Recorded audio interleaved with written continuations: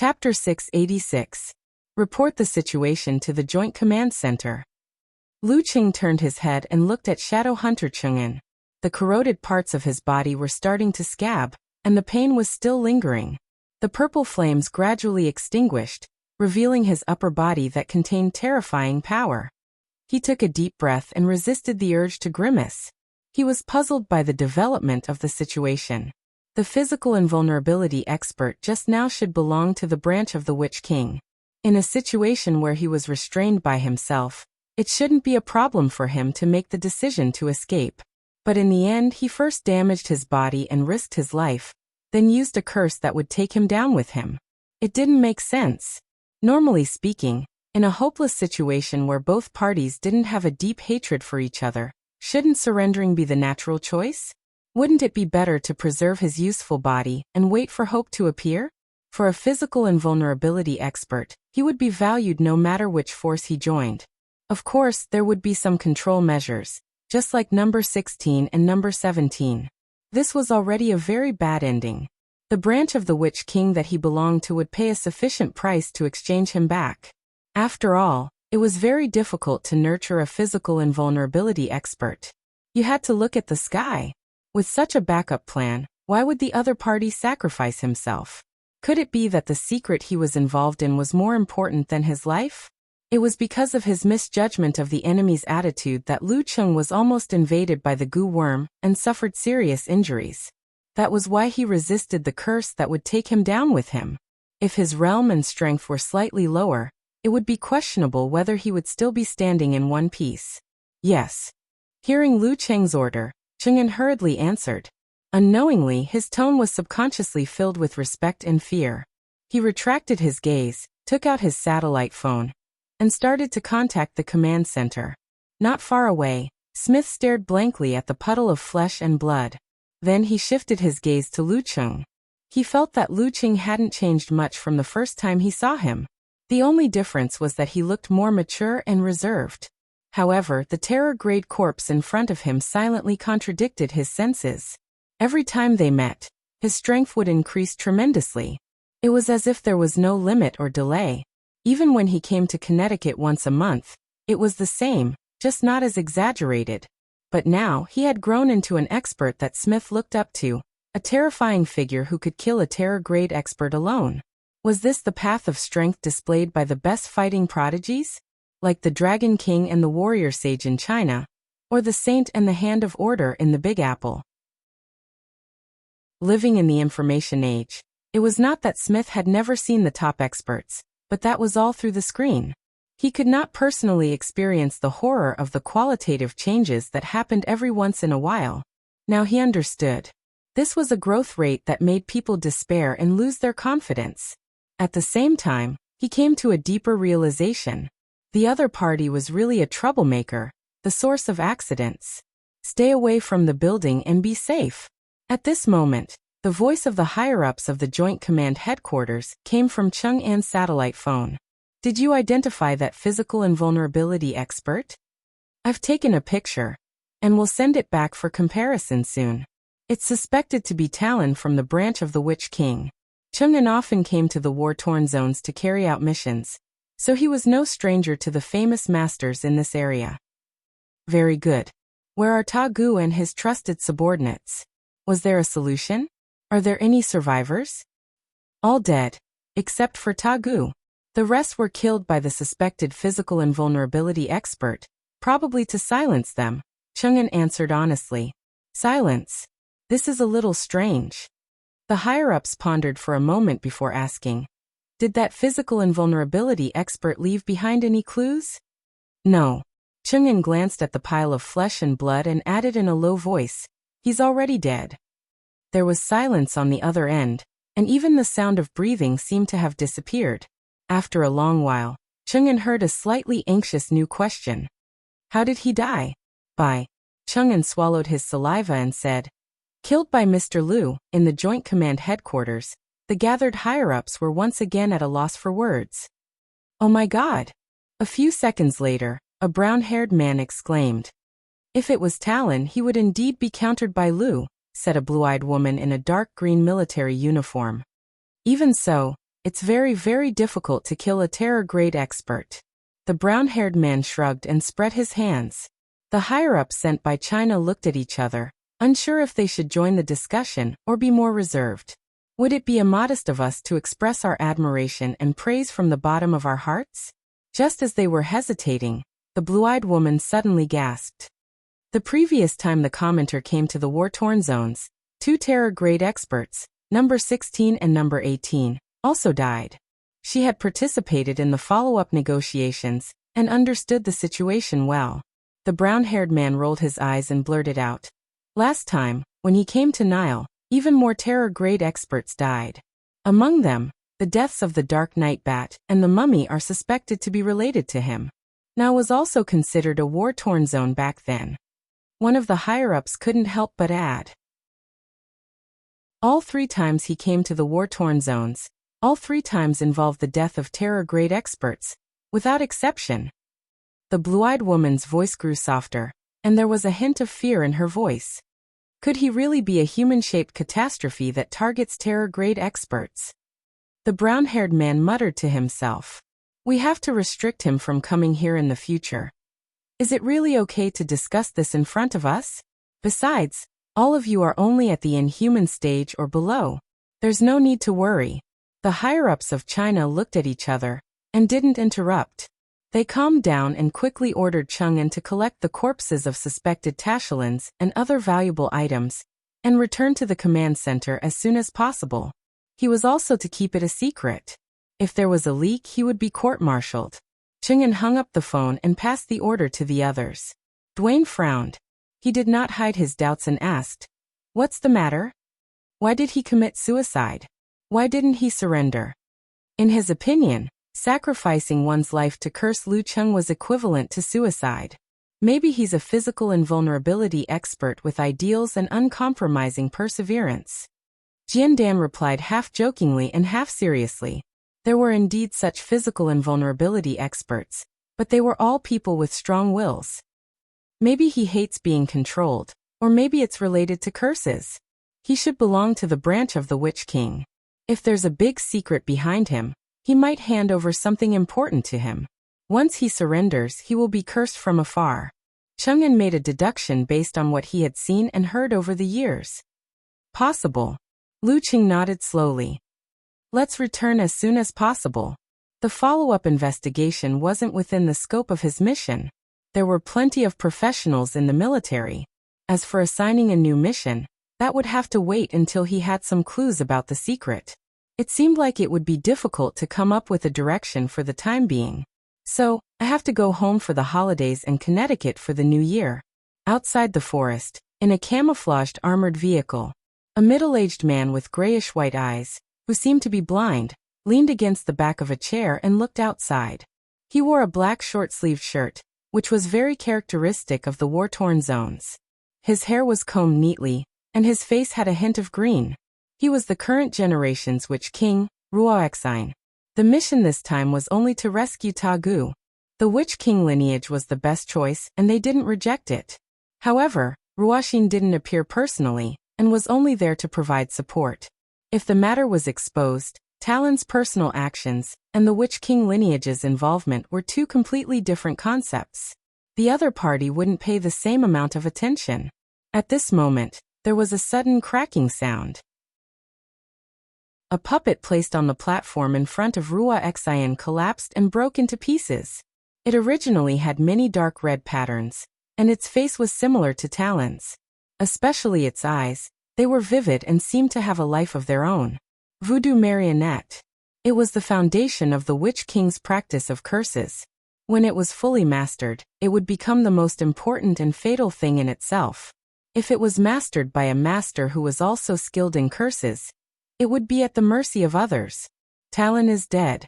Witch King Ruoxine's eyes shrunk, and he couldn't help but blurt out. As doubts and shock flashed through his mind, his hand gesture changed. The grayish-white color gathered, and a foot-long glow shot out from his eyes as he muttered. He wanted to use Talon's voodoo marionette to remotely connect with Talon's soul that had just passed away, and find out what had happened before his death. The broken puppet flew up, burning fiercely with grayish-white flames. Within the flames, a scene quickly took shape. It was a scene of boundless darkness and bright stars. Immediately after, an extremely complicated seal script appeared. It suddenly rippled and extinguished the flames. Cough. Rua Xian tilted his head back and coughed. 2 streams of dark red liquid flowed out from his nose. He covered his nose with his hand. His eyes flickered, and he instructed his subordinates, "Leave this place." In the military airport, Lu Qing received a call from Empress Luo Ningzitong. "You really did cause an accident." This experienced senior beauty was a little helpless. After handing over the task and being escorted out of the territory, Lu Qing laughed dryly. "That's their own problem." Ning Zitong was silent for a few seconds before saying, "Killing a physical invulnerability expert single-handedly is something you should be proud of for a while. Your master only managed to do it after years of immersion in the physical invulnerability stage. As for the merit, we'll investigate it later. If it involves a major problem, you don't have to do anything else. You can go and study the restriction sect, Clear Jade chapter." "Thank you, Sister Ning," Lu Qing replied happily. After hanging up, he wondered if he should brag to his master. However, after a long time he still couldn't get through. It wasn't that there was no signal or that the phone was switched off, but that no one was picking up. Chapter 687. Wuyue Province, Moshang City. Shi Yuejian was leisurely experimenting with new cooking methods when she suddenly heard the vibration of a mobile phone in the living room. "Dad, why didn't you answer the phone?" she asked loudly, raising the volume. "A nuisance call." Geezer Shi answered concisely. As soon as the vibration stopped, he immediately unlocked the screen, clicked on the settings, and switched to Do Not Disturb mode. "Fortunately, I've learned this trick recently. Otherwise, that brat would be so proud of himself." Geezer Shi muttered to himself. His information network was extremely fast and accurate. At this moment, Shi Yuejian came out of the kitchen, holding her mobile phone. Half puzzled and half amused, she said, "Little junior brother called me." She said she couldn't reach her dad and asked if something had happened. He still cared about his teacher. Geezer Shi's face darkened. He reached out and took the phone unhappily. Lu Qing hung up the phone with satisfaction and left the military base. He arrived at Huaqing Heishui Airport and flew directly to Gaofen, the capital of Xing Province. When he landed, Yanjeka had just woken up and read the news. She was quite excited to talk about the strange abilities of the Witch King with him. While chatting, Lu Qing put on the black-rimmed glasses that covered half of his face and hailed a taxi to Gaofen City. When he was in Huiyuan, he had made an appointment with Jiang Fei and Qin Rui to have a meal before the holidays. When they were on holiday, he would have flown to America. He had to cherish this opportunity that came only once every 6 months. As his reputation grew, it was uncertain whether he would be able to enter the country in the future. Fortunately, Ko only had 1.5 years of courses left, which meant he could enter the country 3 times. Before the rush hour, Lu Qing arrived at the restaurant Jiang Fei had mentioned, Old Cold Skewers. He also saw his best friend who seemed to have put on some weight and had an oily face. "It's not easy. It's really not easy to have a meal with you now." Jiang Fei stood up with a smile and pulled out a chair for Lu Qing to put his backpack. "Fatty Jiang, you're not being honest. If you want to come to Huaqing, I'm always free." Lu Qing joked and asked casually, "Qin Rui hasn't arrived yet?" "He's stuck in traffic. There's a huge traffic jam coming from the west. It'll probably take another 5 or 6 minutes. Let me tell you, when eating in Gaofen, don't go to big restaurants or fancy places. You have to eat at small roadside restaurants like this. As long as you can find a good one, the taste will be amazing. This one opened not long ago, and I've certified it. It's much better than those that can be found everywhere in chain stores, especially the celery beef. TSK, you can give it a try." Lu Qing glanced at the greasy but clean shop and asked with a smile, "Do they count or weigh?" In this kind of string business, one would either count the number of sticks or weigh the overall weight of the sticks. Then one would divide it by a single stick to get the approximate data. This would not be very accurate, but it was convenient. "I'm counting," Jiang Fei answered, a little confused. Lu Qing chuckled and made a joke. Won't the waiter be crying from counting later? Jiang Fei immediately understood what he meant, and could not help but sigh. Say, you eat so much more than me. But why don't you get fat? If you have my training intensity, you won't get fat, Lu Qing joked. Jiang Fei's face twitched and he said self-deprecatingly, but I'll die. After that, the two laughed at the same time, got up, found a large iron plate, and finished all the celery beef, coriander beef, spicy beef, and Scottish fold beef in the refrigerator. Can you eat so much? The waitress looked at them blankly. There were at least 600 or 700 skewers, right? The kitchen couldn't keep up with the speed of the beef skewers. We have a lot of people, but we haven't arrived yet, Lu Qing explained seriously. Oh, the waitress suddenly understood. Lao Lung kebab belonged to the hot pot category, so it had to be cooked by oneself. Lu Qing and Jiang Fei had just mixed the sauce and prepared a batch when they saw Qin Rue, who was more than 9 meters tall, enter the shop with his head lowered. You're late, you'll be punished with 3 glasses of wine. Fatty Jiang shouted. Because they were both in Gaofun, he and Qin Rue, who were single, had been eating together for the past few months.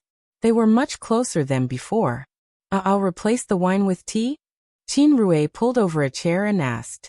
Tea? We're all drinkers. Jiang Fei laughed. Then I'll punish myself with 3 bottles of herbal tea. Qin Rue relaxed immediately. Lu Qing saw that his qi and blood had reached a certain level, so he asked with interest. Are you trying to break through to the dance stage recently? Sai, don't mention it. I can't find the direction at all. I've increased the number of times I participate in the arena, but I still don't feel it. Qin Rue replied, half bitter and half expectant. Since he came to Gaofun, he had sought refuge in the martial arts club that his master was familiar with. He had formed a team with a group of like-minded peers to participate in the preliminaries. He had been defeated time and time again, and had gradually transformed into a real professional ninth pin fighter. This year he had signed up for many small-scale individual arena competitions, and received the prize money for the first time in his life. Lu Qing thought for a moment and said, try another way. Don't be too busy with the competition. Take some time out and go on a solo trip. It's best if it's a spacious, vast, and magnificent place. You can learn how to fish and study the art of tea.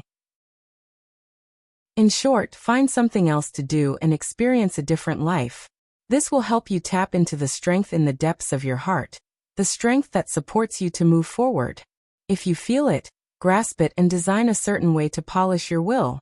At this stage, my master once gave me 10 words, and I'll give them to you as well.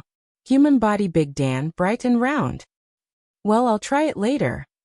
Qin Rue nodded, not quite understanding, but he had already decided to do as he was told. After talking about martial arts for a while, Lu Qing picked up the skewers, cut the beef, and let it roll a few times in the sauce. Then he put it into his mouth. He felt that the meat was tender and smooth. The taste of the celery subdued some of the unpleasantness of the meat. With the help of chili and sesame oil, it tasted great. Not bad. Fatty Jiang, you're really good at eating. Lu Qing praised and then asked, how's it going? How's life in the factory recently? It's still the same. We study mechanics. What else can we do?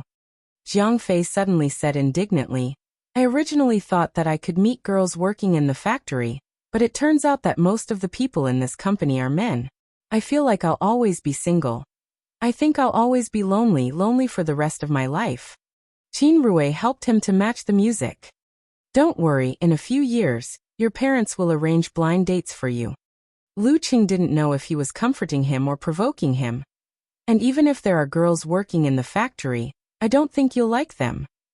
Well, I feel like we don't have anything in common and I don't know what to talk about when we get married. Jiang Fei, who was single, thought about his life after marriage and then sighed. The factory is so boring, and I don't see any promotion for a while.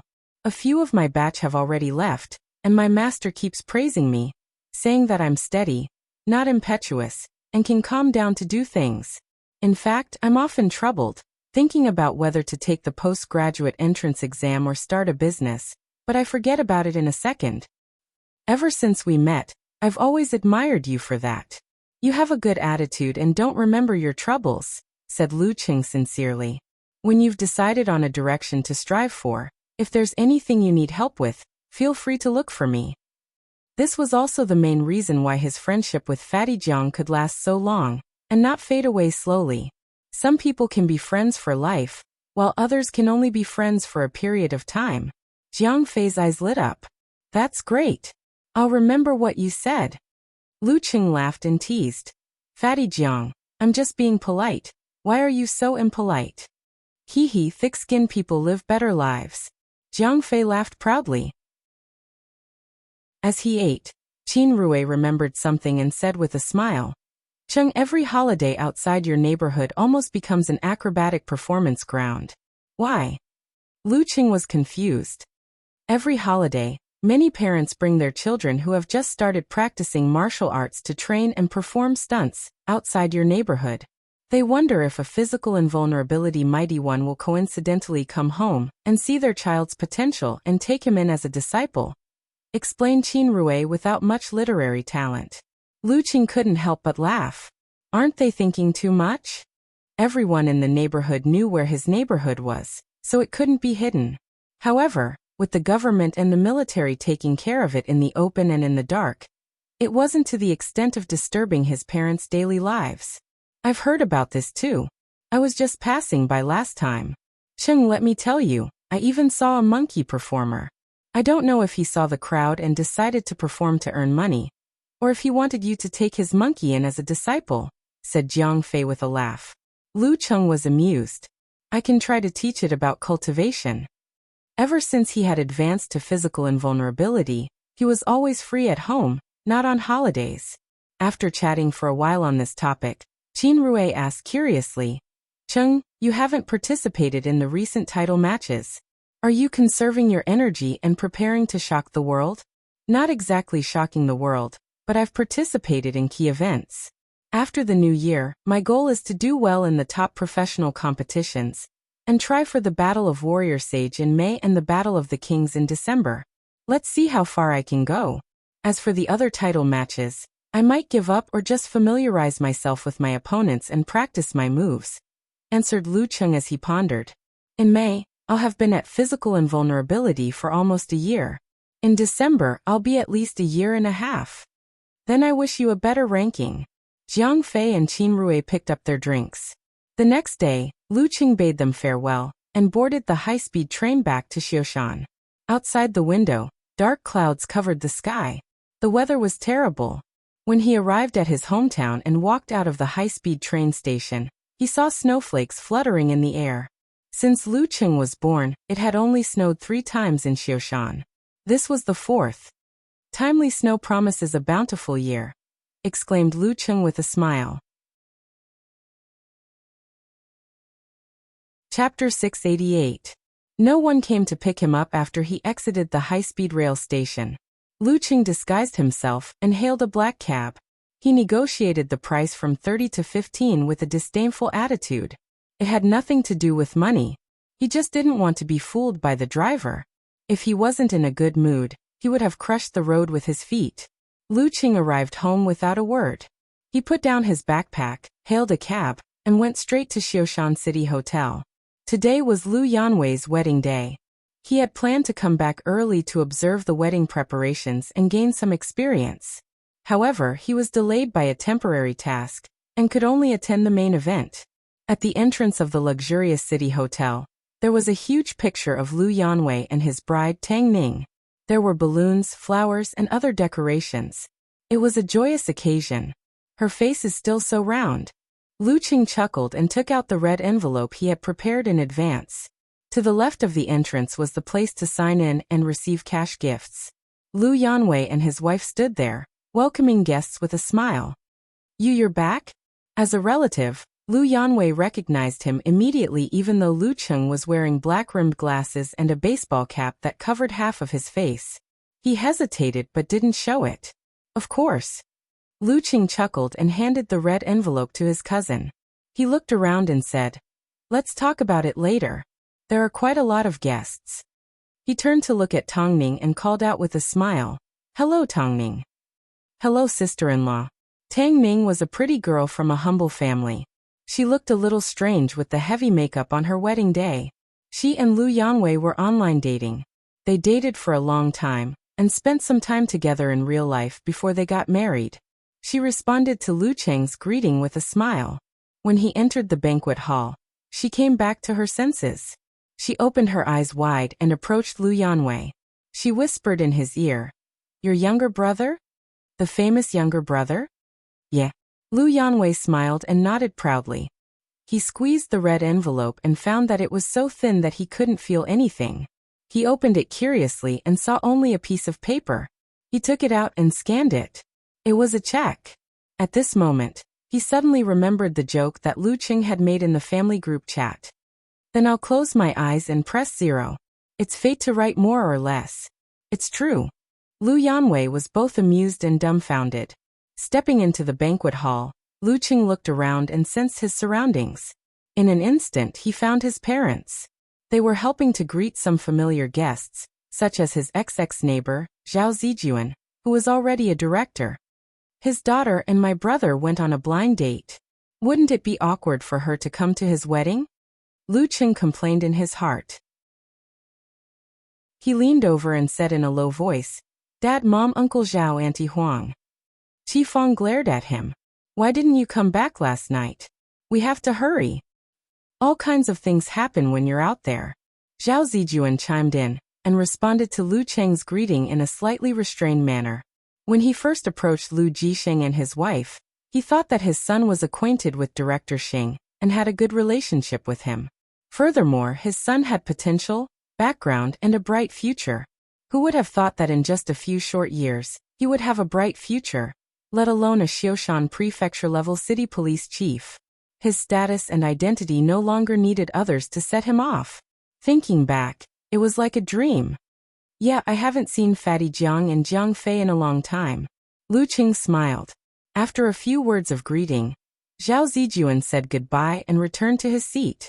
After a few steps, he suddenly turned around and said with a smile, "Director Xing is here too." "Uncle Xing is here too? Where is he?" Lu Qing was surprised. He didn't know his cousin. "In front." Zhao Zijuan looked at Lu Cheng's disguise. "Do you want me to call him?" "No need. I'll call him directly." Lu Qing waved his phone. "Okay.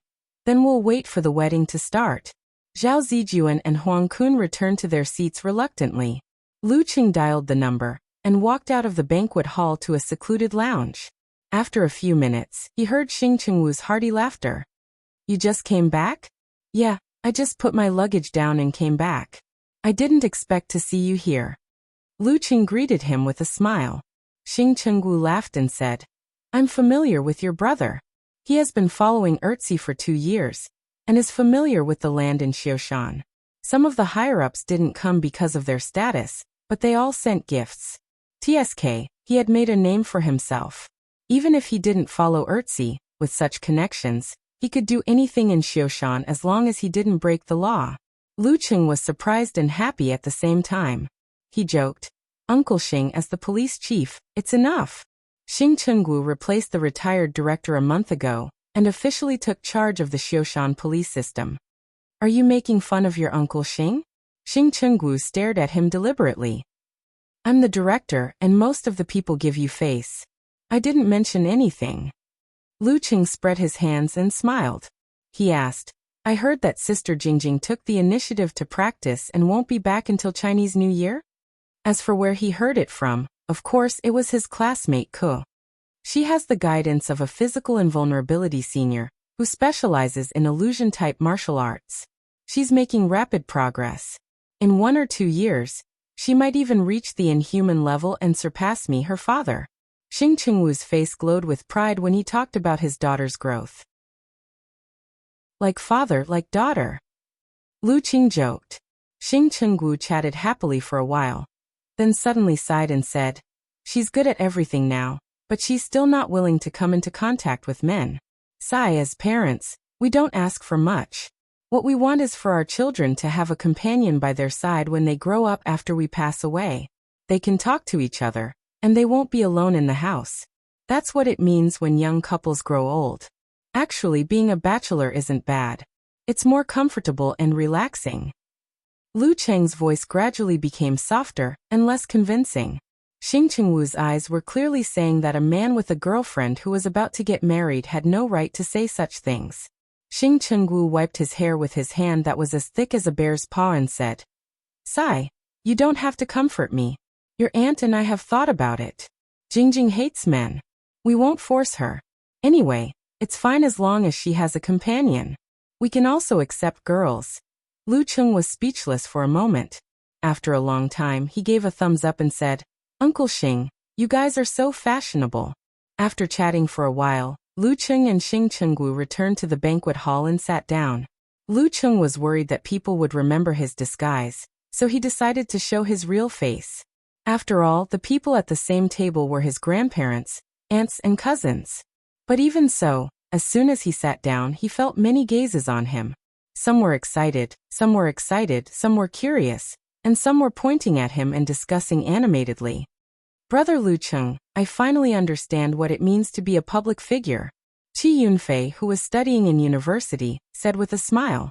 Since leaving Xioshan and going to Gaofun, she had been dressing fashionably. Coupled with her cute and pretty face, she had many suitors. Just as Lu Cheng was about to answer, he suddenly saw a girl with big eyes, hunched over from the other side of the wedding platform. She took out her notebook and pen excitedly and nervously saying, "Hello, Mr. Zhang. Lu Cheng, can I have your autograph?" "Okay." Lu Cheng casually took the pen and paper and scribbled his name on the paper. He wrote his name in a flamboyant style. At this time, he found that a few people were ready to move. He passed the pen and paper back and said to the girl with big eyes, "You told them not to come together one by one, and not to ruin the wedding, right?" "Yes, yes." The girl nodded vigorously and then turned back. She lowered her voice and said to her companions, He talked to me. "So you've forgotten what I've told you?" Lu Cheng had excellent hearing and almost covered his face. After the commotion, it was finally quiet. Qi Yunfei looked at him with a smile and took out a thick notebook and pen from her bag. "Brother Lu Cheng, I almost forgot if they didn't ask for your autograph. Come sign it every page." "Are you rebelling?" Lu Cheng said with a smile. "Brother Lu Cheng, Sister Feifei wants to be a profiteer." Chen Xiaoxiao, who was still in high school and still had baby fat, exposed her sister's purpose. Feeling the gaze of her cousin, mother, grandfather, grandmother, and others, Qi Yunfei smiled embarrassedly. "You don't know, Brother Lu Cheng's autograph is very valuable. It can be sold for so much." She stretched out 5 fingers and gestured. Lu Cheng was dumbfounded. He took the pen and paper and began to sign. "I was thinking that since I'm officially working, I should give some New Year's money to my sisters and brothers who are still in school. Since you can earn it yourself, I'll give you a share." Qi Yunfei's smile froze and she asked blankly, "Brother Lu Cheng, how much are you going to give? I'm not stingy, am I right, Xiaoxiao?" Lu Cheng casually gave a number. After his grandfather Qi Jiayu and grandmother Kong Meizhen heard this, they said at the same time, "How can you give so much? You have to spend your money wisely. It's a waste for them to give so much money." "It's not much." Lu Cheng evaded the question. Qi Yunfei's lips moved a few times and she said with a sad face, "Brother Lu Cheng, I don't want your autograph, I'm wrong. It's already been signed." Lu Cheng replied with a smile, "Is this still my brother?" She was sad and indignant. Lu Cheng laughed and said, "Only real brothers are like this. I hate you." Qi Yunfei pretended to be teary. While they were fooling around, the wedding officially began. Lu Cheng took out his phone and took pictures and recorded videos to send to his wife. When the bride's father sent her off, the host began to reminisce about the past. The bride couldn't help but cry. Lu Cheng's mouth twitched and he couldn't help but complain to his little fairy on QQ. Weddings nowadays really have to be forcefully moved. It's a joyous occasion, but it always makes people sad. That's right. It's so awkward. We don't need a host in the future." Nodding like a chick pecking at rice. "Then how do we proceed?" Stunned expression. Lu Cheng asked back. "You can partner with talker, you can also do a crosstalk, covering mouth and laughing expression." The girl said, "Where's the dignity of a physical invulnerability expert? Covering face and sighing expression." Lu Cheng said.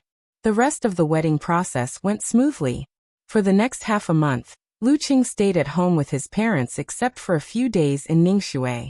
Of course, there were also some social activities. It was good to maintain a good relationship with his parents in his hometown. Chapter 689. As New Year's Eve approached, Lu Qing boarded a flight to America. After a long and bumpy flight, he finally arrived in Connecticut. After passing the security check, he secretly heaved a sigh of relief and praised, "You have the bearing of a great nation." After the Talon incident, they actually didn't deny him a visa. They didn't even find an excuse to deny him entry when all the necessary procedures were in place. This is the demeanor of a great nation with confidence. Lu Qing let go of his hidden worries and his mood lightened. He followed the crowd and walked forward. In the Office of Homeland Security in Orion Airport, the person in charge of Connecticut looked at the computer in front of him, which was constantly emitting alarms. He picked up his cup of coffee, took a sip, and pretended to be calm. That bunch of idiots. F***ck them. Why did they give this guy a visa? He cursed angrily after his tongue was scalded by the black coffee. Who should I send to monitor an expert in the terror grade, who was specially marked with the words calamity and misfortune? Someone who's good at socializing and has outstanding eloquence? He'll definitely be discovered anyway. Why did I send Smith to the Intelligence Bureau? If he was still around, everyone would be relieved. The person in charge had a headache. After 2 minutes of thinking, he decided to consult his superior, the overall boss of the Connecticut area's intelligence, security, and investigation system, the arbiter of the local terror grade experts, the guardian of order, and the famous Odin of the New World, Mr. Gonzalez. Without a doubt, he was also a veteran terror grade expert. After the call went through, hearty laughter came from the other end. "Little Charles, have you encountered a problem?" "Yes, Your Excellency Gonzalez. Lu Qing from China is here again." The person in charge, Charles, answered simply. Gonzalez let out a long sigh. "Too bad I'm on vacation. You know, I've accumulated a lot of vacations. I fully trust that you can handle this. Lu from China isn't an expert who ignores the law. It'll be easy to coordinate and communicate well." "Yes, Your Excellency Gonzalez." Charles put down the phone and fell into a daze. "I just had dinner with him the day before yesterday. I didn't hear him say he was going on vacation." Covering his face with his hands, he calmed down for a few seconds before picking up the phone again. He called in an agent, the one with the least experience and background. Entering the arrival hall, Lu Qing saw Ku at first glance. After that, they hugged, held hands, smiled, and chatted as usual. From time to time, they would exchange some mushy words.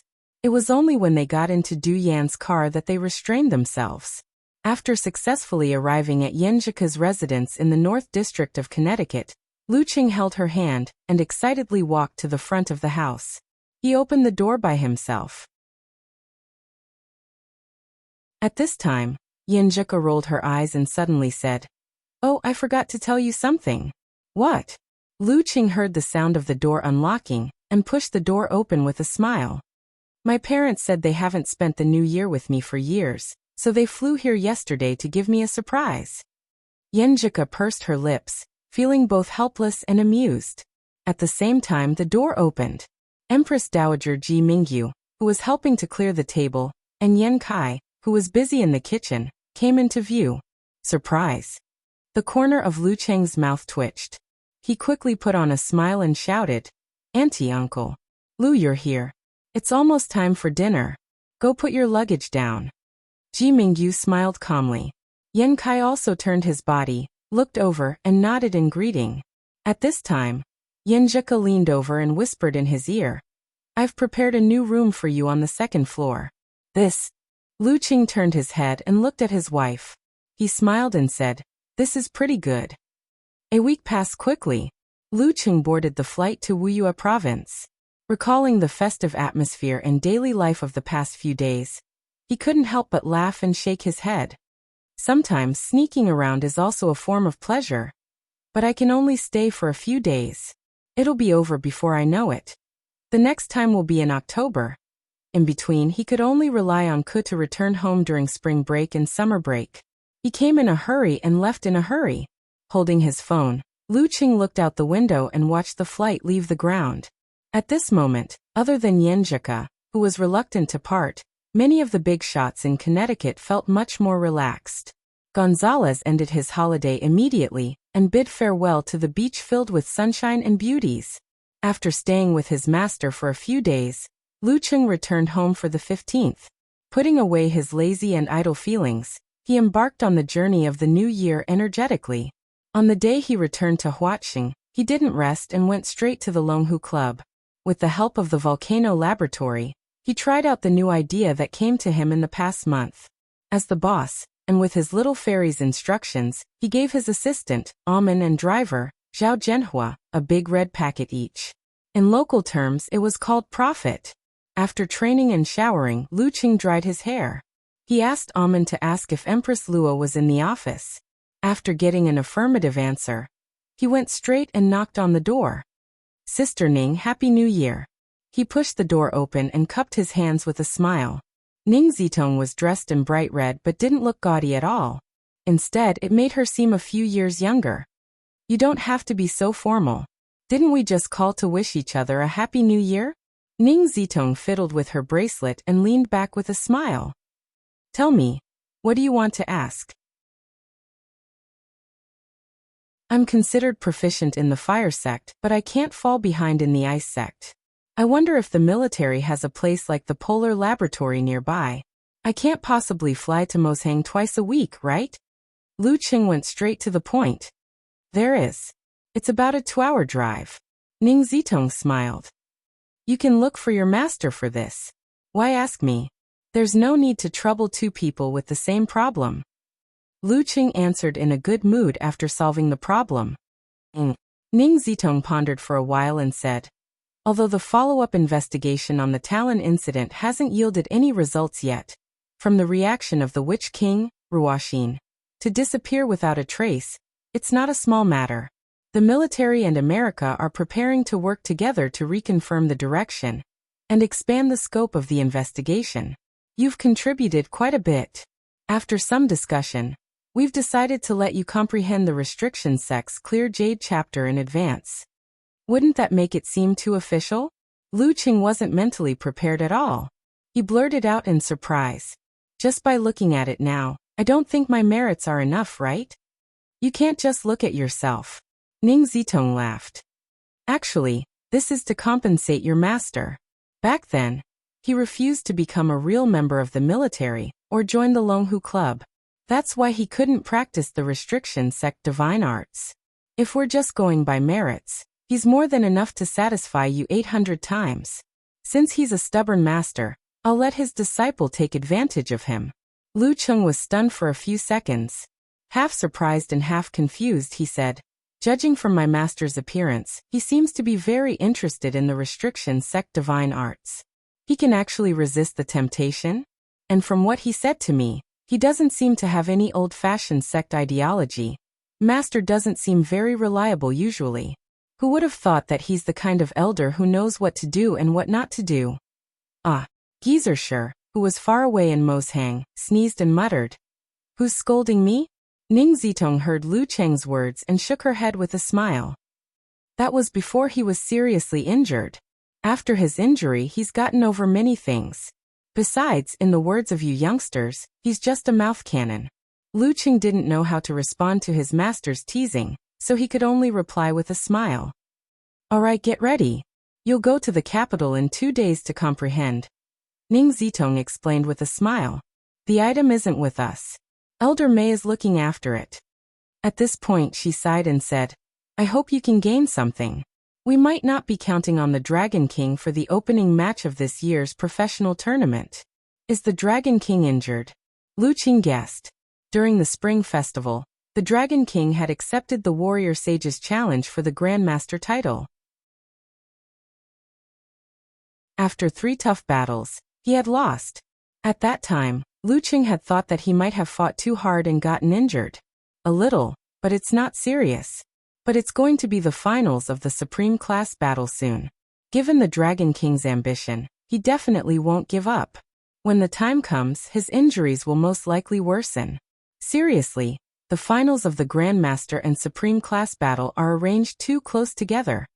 Ning Zitong grumbled. Yeah. Lu Qing nodded slowly. Then he asked, Sister Ning, are the matchups for the professional tournament out yet? Who are we up against? It's out, but it hasn't been announced yet.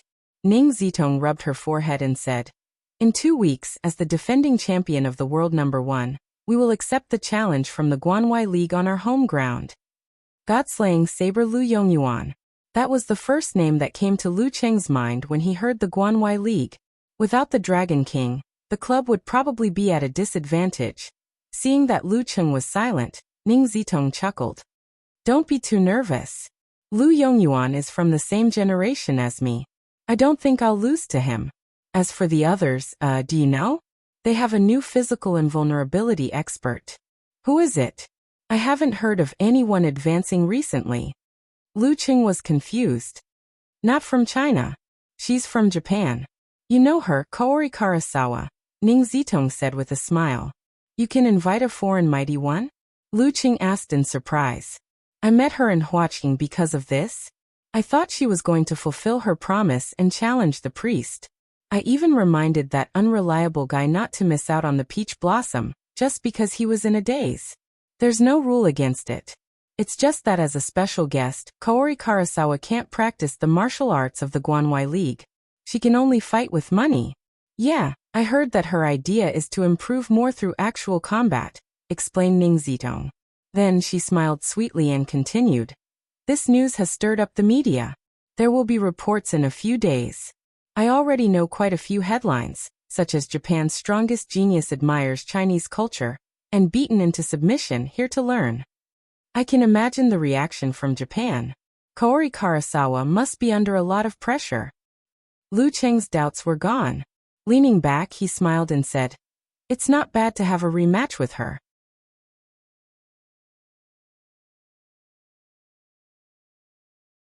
Chapter 690. 2 days later, in the still chilly capital, when Lu Qing stepped into the courtyard house again, Elder Mei was tending to the flowers and plants leisurely and contented. He had changed into a black short robe, looking neither ancient nor modern. His silver hair was much thinner, and the loneliness in his eyes was more apparent. Greetings, Elder Mei. Lu Qing bowed respectfully. Old Mei raised his head. His eyebrows, which were about to pop out of his face, twitched twice. The second room on the left. Thank you, Elder. Lu Qing didn't waste time. He strode towards the left side of the courtyard. Elder Mei lowered his head and focused on the flowers again, as though nothing else mattered to him. Lu Qing stepped onto the stairs and stopped in front of his destination. He stared at the windowless room for a few seconds before pushing open the door with a mottled bronze lock. The door creaked for a long time, and the scene inside slowly appeared before his eyes. The floor was paved with green bricks, and there was nothing on it. The spacious and cold feeling was obvious. It was as though even in summer, this place would still feel like late autumn. Lu Qing didn't look around. Instead, his gaze was attracted by a painting hanging on the opposite wall. It was dark all around, unaffected by external light. He could only vaguely make out a Taoist in the middle of the painting. It was a Taoist who bore some resemblance to the heavenly primogenitor statue in the Taoist temple. Even with Lu Cheng's current realm and strength, he couldn't see it clearly. Instinctively, he took a few steps forward into the room and got closer. Light gathered in his eyes, as though a huge sun had taken shape. It shone in front of him, trying to pierce through the darkness. At this moment, his vision blurred. The surrounding was covered in boundless darkness. In the distance, bright spots, pure white and dazzling, moved slowly along a mysterious path. The universe of stars. Why did it appear naturally? Just as this thought flashed through Lu Cheng's mind, he suddenly saw a jade-white palm pressing down on him. Its 5 fingers clenched, and the center of its palm was dark and deep. The starry sky and the universe became smaller and smaller, more and more solidified. Crack. The stars were destroyed one by one, and the darkness rapidly shrank to a single point. Shortly after, it spurted out and split into pieces. Thump, thump, thump. Lu Qing took a few steps back until he was outside the room. Blood seeped out of his eyes, ears, mouth, and nose. He was clearly dispirited. and his head was unusually painful. In just a few breaths' time, he felt like he had fought a tough battle with the Dragon King and the Warrior Sage. This is the Forbidden Sex Clear Jade chapter? What kind of realm did the senior who created this divine technique reach? Is it something that can only be encountered but not sought? Amidst his thoughts, Lu Qing sat down cross-legged and regulated his breathing. Then he visualized the wholeness and confrontation formula in an orderly manner before entering a deep sleep. An hour later, he opened his eyes. His spirit had recovered. Exerting strength in his back, he stood up and stepped into the room again. He looked at the picture scroll shrouded in darkness. The scene was the same as before, but it lasted a few seconds longer than before. 2 times, 3 times. When he endured the pain from his deep sleep and wanted to continue comprehending, he saw old May, who was wearing a short black robe, standing at the door. Go back, ponder and comprehend more. Before stepping into the forbidden domain, every martial artist will see different scenes due to their own foundation and knowledge. Even the same martial artist will have slight differences in their comprehension after a period of time. Old May said calmly, as long as you complete a mission every year, you can come here to comprehend once. Hee, don't bite off more than you can chew. Digest what you've learned before. Yes, Senior May. Lu Qing suppressed the melancholy in his heart. He turned and walked towards the door of the courtyard. Just as he was about to leave, he suddenly turned back and asked, Senior May, can I share my comprehension of the forbidden sex divine techniques with others? If the other martial artists don't mind. Old May smiled faintly. A few days later, the finals of the Supreme Class battle began. The defending champion, Warrior Sage, Qian Donglu, the challenger, Dragon King, Qin Qitao, the clown, Gu Jianxi, and the Wisdom King, Ji Hai. It was a single round-robin competition. If the 3 of them had the same results and formed a closed loop, there would be additional matches. Lu Cheng and Empress Luo's worries came true in the first match. Due to the drawing of lots, the Dragon King faced the Warrior Sage head-on. This time he won, but he was heavily injured. After that, the Wisdom King, Ji Hai, took advantage of the internecine battle between the legendary twins. He won all 3 matches and became the Supreme Class Mighty One of this year, obtaining his 2nd individual title. He was far ahead of his peers like Lu Qing, Peng Liyun, and Ren Li. Not long after the Supreme Class battle ended, the flames of war reignited in the top professional matches. A new season was about to begin. The previous world number 1 Longhu Club was in charge of this. They would be stationed at MT Crimson in Huaqing to welcome the challenge from the Guanwai League. On Friday afternoon, the sky was gloomy and the humidity was heavy. A luxurious minibus drove out of the airport towards Guyue Hotel. On the bus sat the physical invulnerability experts of the Guanwai League and their assistants. Kaori Karasawa wasn't wearing her kimono anymore. Instead, she had changed into the Guanwai League's away martial arts uniform with a white base and red embellishments. The fukujimaru was hidden in its scabbard across her knees.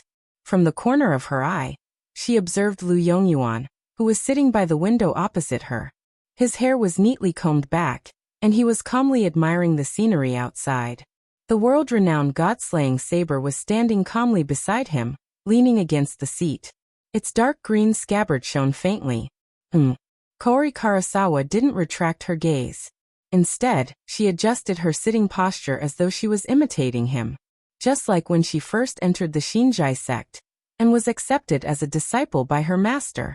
In those few years she, who was still very short, had always imitated her master's every move, be it in terms of martial arts or daily habits. Through this, she cultivated her bearing and adjusted her mind. Only when she had mastered kendo did she slowly develop her own style. Master once said that every mighty one starts by imitating their seniors.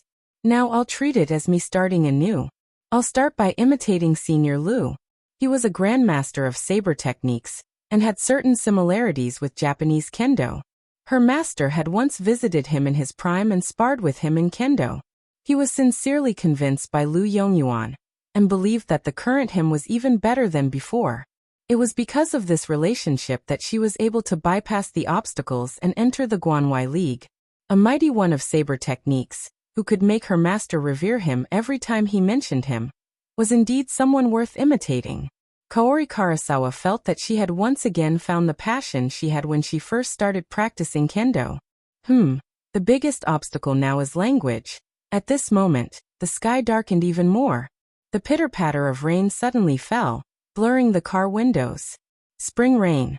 Kaori Karasawa thought in a daze. Suddenly, she heard Lu Yongyuan mumbling to himself in a low voice. It's raining. Outside the window, the rain was getting heavier. The dark green scabbard beside Lu Yongyuan let out a continuous and long groan. It was as though the dullness had disappeared and was replaced by joy. It was as though a real dragon had finally broken free from its shackles and was soaring in the sky, summoning clouds and rain. Clang. The hum of the saber reverberated. Kaori Karasawa seemed to have been touched by something, but couldn't think clearly. It's raining. Ning Zitong sighed as she looked out of the window in the Longhu Club conference room. It's not like you haven't seen rain before, Kochian replied impatiently. He then looked at Lu Qing and Guijia. Let's continue talking about the Guanwai League. Okay. Having lived in Huaqing for so long, Lu Qing was used to rain. Even if it was the first rain of spring, Guijia didn't even look sideways. Her eyes were glued to the projection screen, even if the chances of her fighting were slim. As for the Dragon King, he was receiving comprehensive treatment in the hospital, and would only be able to fight again in another 10 days. Lu Yen nodded and said bluntly, the Guanwai League isn't strong. Other than Lu Yongyuan, there are quite a few physical invulnerability experts, but none of them can reach first pin. Lu Yongyuan is the last to speak. Since he created his own saber technique, his strength has been increasing day by day. Now that he's qualified to fight for a title, we have to take him seriously. Other than him, the Guanwai League has 2 second pin experts, 1 third pin, and a new member, Kaori Karasawa, who hasn't reported to the association yet. The 2 second pin experts are Golden Fur Ho, Li Pingao, and Mirage Dragon, Zhu Xiaoyan. At the mention of Golden Fur Ho, Ning Zitong glanced at Lu Cheng and burst out laughing, ruining the solemn atmosphere that Lu Yen had deliberately created. Actually, I feel that nicknames like God of Misfortune and God of Calamity are much better than Ho Lai Lai Lai, she said. I wanted to change my nickname too, but no one listened. Lu Qing said helplessly. That Mirage Dragon, Zhu Xiaoyan, was famous for her illusions. She should be the physical invulnerability expert currently teaching Sister Jingjing. Thump, thump, thump. Lu Yen knocked on the table a few times and continued. The Guanwai League had high hopes for Li Pingao, believing that he would reach first pin very quickly. After a few years of accumulation, he might even have the chance to fight for a title. However, his growth wasn't as expected. Some said that shortly after his promotion, he encountered the Dragon King and lost his confidence. Some said that his father, whom he had always depended on, passed away the year he reached physical invulnerability. This left him devastated.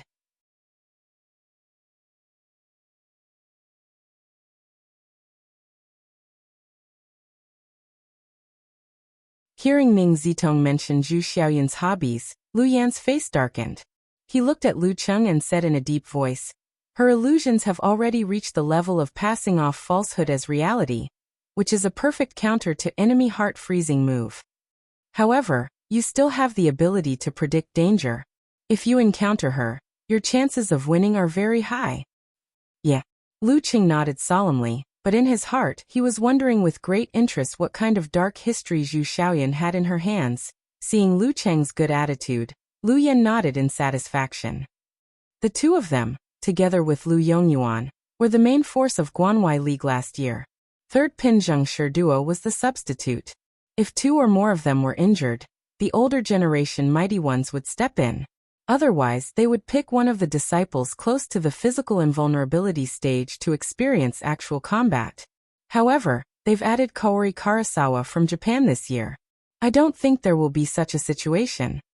Zhengshi duo, 29 years old. He's been a physical invulnerability expert for more than 2 years. He's 1.96 meters tall, but he's still growing. He specializes in the unique skills of the Dark Sect, and often acts impulsively. If nothing goes wrong, he'll be the substitute tomorrow. Kaori Karasawa has just made the great leap a few months ago. There's no record of her fighting at this stage. Her exact strength and standard are unknown. She might be a surprise fighter. After analyzing them one by one, Lu Yan's expression turned solemn. Empress Luo's style gives her an obvious advantage against weaker opponents. We can't let her face Lu Yongyuan directly. Lu Cheng, you'll be the first to fight. Regardless of whether it's Li Pingao, Zhu Xiaoyan, or Kaori Karasawa, you have to win. This is a small request. You can do it, right? Then, try your best to exhaust the second martial artist. If Lu Yongyuan is the vanguard, things will be much simpler. Guojie, you'll be the second to fight. Before Lu Yan could finish, martial arts fanatic Guojie blurted out. Me? Shouldn't the opening battle be a safe one? As the coach of a first pin expert, our chances of winning will be higher if you fight. Not confident? You don't want to fight? Lu Yan didn't answer her question. Instead, he asked her a question with a serious expression. Yes. Guojie did not hesitate and answered resolutely. Her face was filled with excitement and excitement. Great. No matter who you're up against, you'll be a battle-hardened fighter. You only have one goal, victory. Lu Yan turned to Ning Zitong. After Guojie exhausts the third martial artist of the Guanwai League, you'll finish the rest. At that time, it shouldn't be a problem for Lu Yongyuan or anyone else. Ning Zitong replied with a calm smile. She continued to talk about the most likely arrangement of the Guanwai League.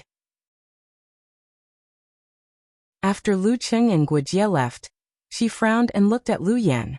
Why did you suddenly let her fight? She's at the standard of a second pin. She's no longer a fledgling, said Lu Yan. It's time to give her some pressure. What pressure can there be if you only let her fight in a match that she's sure to win, or in an individual arena that concerns herself? Only in such an important situation where she might lose can you truly baptize her. Or are you willing to let her learn from the Dragon King and risk her life in a war-torn zone as a physical invulnerability expert? We're not young anymore. We have to focus on the future and give them a chance to step up. Ning Zitong listened in silence. After a long while, she puffed her cheeks like a little girl inside. You'll always be more rational than me. The next morning, the blue sky was clear and tranquil. The spring breeze brought some warmth that made one feel exceptionally comfortable. Lu Yongyuan practiced the most basic moves like splitting, slicing, parrying, chopping, and vibrating dozens of times. He was as focused and devoted as when he first started learning the saber. If a mighty one were to pass by, they would be shocked to find that the most basic moves were flawless in Lu Yongyuan's hands. They could even be called perfect. Moreover, every time the same move was performed, there wasn't the slightest difference. Be it the angle or the traces, it was as though he had copied them. When Lu Yongyuan displayed his saber moves, the layers of light expanded like a rolling snowball, giving off a different vibe. It was the same move, the same scene, and the same saber strike, but there were subtle differences. It was as though the moves were changing according to the time and circumstances, but they were never repeated. Without permission, Kaori Karasawa didn't dare to observe the tempering of the god-slaying saber. However, when she practiced her swordsmanship, she felt that there was a hidden charm around her that was long and profound. As there was a competition today, the physical invulnerability experts of the Guanwai League didn't train for too long. They were mainly adjusting and resting. After lunch, they boarded a luxurious minibus and headed to the outskirts of Mt. Chixia. Along the way, Lu Yongyuan closed his eyes and leaned back as though he was taking a nap. When they were about to arrive, he suddenly opened his eyes and said to Kaori Karasawa, "You have a solid foundation and have mastered the swordsmanship of the Shinjai sect. Moreover, outsiders don't know about it. This is the perfect opportunity to give Longhu a surprise." After the translator conveyed the message, Kaori Karasawa's eyes widened. "Senior, you want me to fight?" At this moment, Li Pingao, Zhu Xiaoyan, and Zheng Shiduo all looked over. "Yes, catch them by surprise," Lu Yongyuan replied calmly. "You will start the game." Okay. Kaori Karasawa was stunned for a moment before replying with vigor. Lu Yongyuan didn't say anything else. He looked ahead and said, "I'll be the second. I'll bridge the gap and break through the obstacles. If I can meet Empress Luo in my peak condition, It'll be good. If I can't, she won't be able to hold on. Xiaoyan, use your illusions to deal with her. You will have a chance. Yes. Zhu Xiaoyan's voice was deep and masculine. She was of average height, with wheat-colored skin. Her facial features were elegant, and her eyes were beautiful. Zheng Shiduo didn't have any objections to this arrangement. Li Pingao, whose skin had a slight metallic luster, was even more silent. The car circled around the mountain road and finally arrived at the parking lot. Following the passageway, Kaori Karasawa and the rest felt the dry and scorching air. They saw the crimson arena, in the middle of the road that was protruding from the depressions. Longhu Club Fiery Hell. The audience was gradually arriving and entering the glass rooms and corridors at the edge. This is the battle between the top forces of China. Kaori Karasawa took a deep breath and smelled the burning smell. Her grip on the fugu ball tightened subconsciously.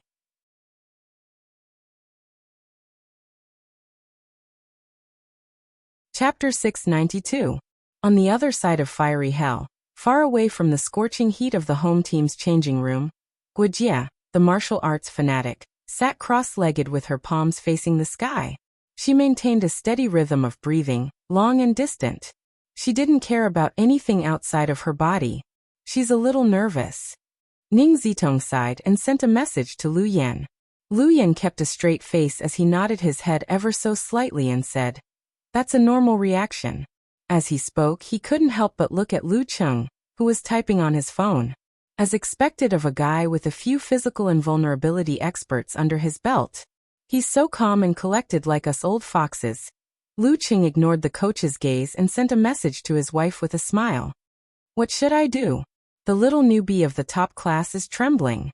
It was the weekend, and Yen Zhika, who had mastered the wholeness formula, decided to indulge herself and stay up late to watch the opening match. "That's not what you said when you challenged the warrior sage." Looking up at the sky expression, mercilessly exposed his pretense. Lu Cheng replied, covering face expression. "I was too excited back then." "What about now?" Rolling eyes expression. Yen Zhika replied, "I'm considering many things now. For example, if I were to meet Lu Yongyuan in the opening match, what would I be able to do this time? For example, if Fiery Hell weakened my ice sex secret arts, it wouldn't be a home ground advantage." Lu Cheng replied seriously. "For example, how to flirt with my little fairy." "You're quite carefree. You've even learned how to tease me." Bristling with anger expression, Yen Zhika burst out laughing. Lu Cheng chuckled. This is one of the effective ways to control nervousness. And after so many life and death battles, he was quite confident. After chatting for a while, Yen Zhika changed the topic. "Your fan forum has been super lively these few days. Why?" Lu Cheng was puzzled. Because he was going to be the main player in the Longhu Club's new year? During this period of time, other than chatting with his wife and occasionally calling home, he was in a semi-secluded state. He was racing against time to digest what he had learned from the restriction sect. Clear Jade chapter. He hadn't been on Weibo or forums for more than a week. Yen Zhika sent a cat emoji that was observing in the dark. "Isn't little Wonton studying in Huaqing? She bought tickets to today's competition and wants to cheer for you on the spot. Xiaoling, Brahmin, Niechichi, and Unparalleled Dragon King have all asked her to cheer for you." Lu Cheng suddenly realized something. "I forgot that little Wonton is studying here." Yen Zhika praised him in her heart. "Cover your mouth and laugh expression. Do you want to design a special celebration for them?"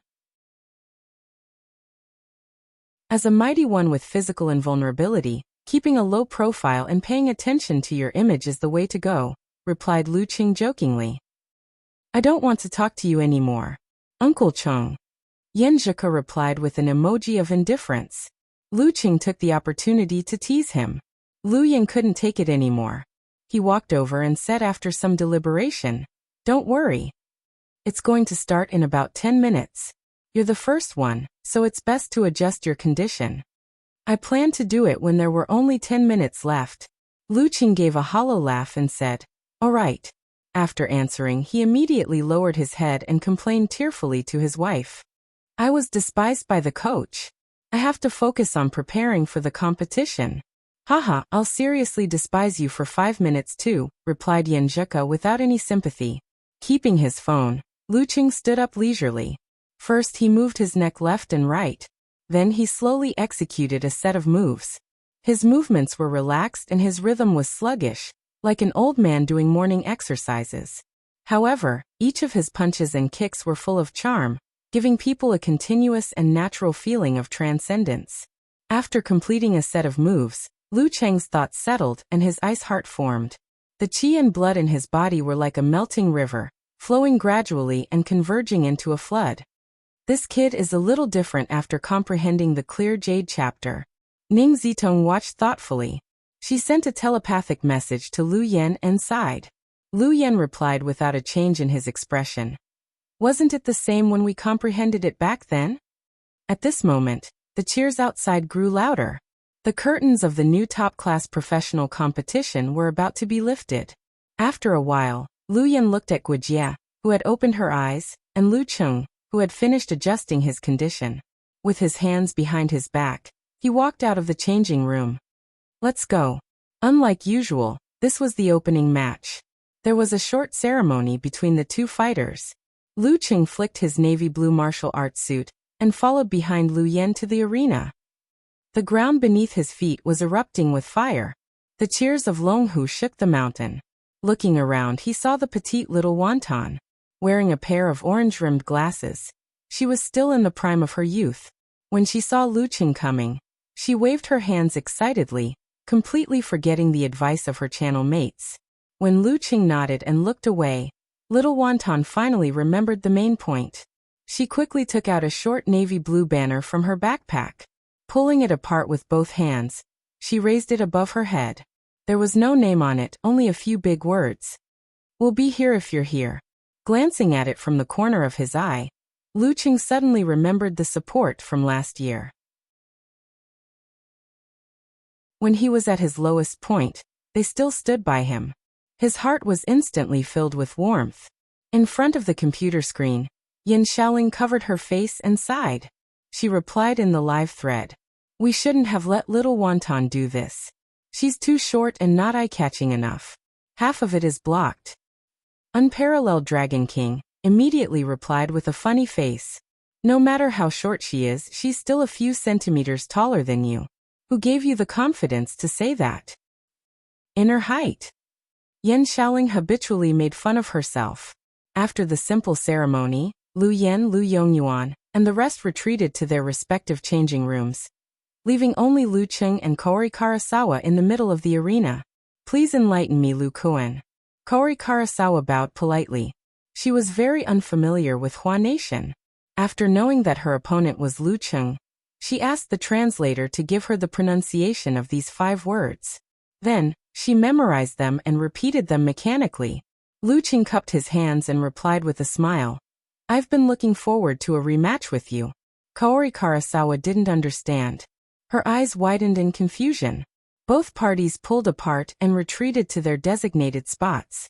At this moment, on Japan's largest otaku forum, there were many discussion threads. There were many replies, and it was even more popular than other news. Kaori-chan looks cute in this. Why did she abandon us and go to China? For Kendo, Kaori-chan is the most charming when she's serious. Who's her opponent? He looks familiar. I remember now. He lost to Kaori-chan in the previous King of Youth Pro League. He has also entered the realm of gods and devils? Unbelievable. Apart from the true martial arts fanatics, most Japanese only knew about the mighty ones in their own country. They weren't interested or free to know who had reached the physical invulnerability stage in another country. This was the norm in all countries. In the eyes of those who paid attention to this matter, every physical invulnerability mighty one was famous. However, if you were to ask an ordinary person from another country, they would only reply with a puzzled expression. Who is he? Seeing that most people didn't know much about Lu Cheng, an enthusiast stepped forward to explain. Don't underestimate him. Back then, he overtook the champion of the King of Youth Pro League by half a step. He was weak before because he started training late and didn't have the time to become stronger. This is a true mighty one, from the heart to the body. If Kaori-chan doesn't improve beyond expectations, the chances of her losing this match are higher. After reading the explanation, many people replied, "He doesn't look like one. Idiot. It's because of the TV broadcast. It can't show that kind of temperament. I want Kaori-chan to win, but I also want to see her teary face. What a contradiction. Pervert."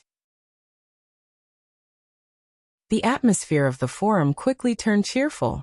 Even with the reminder, they still lacked a direct understanding of Lu Cheng's strength.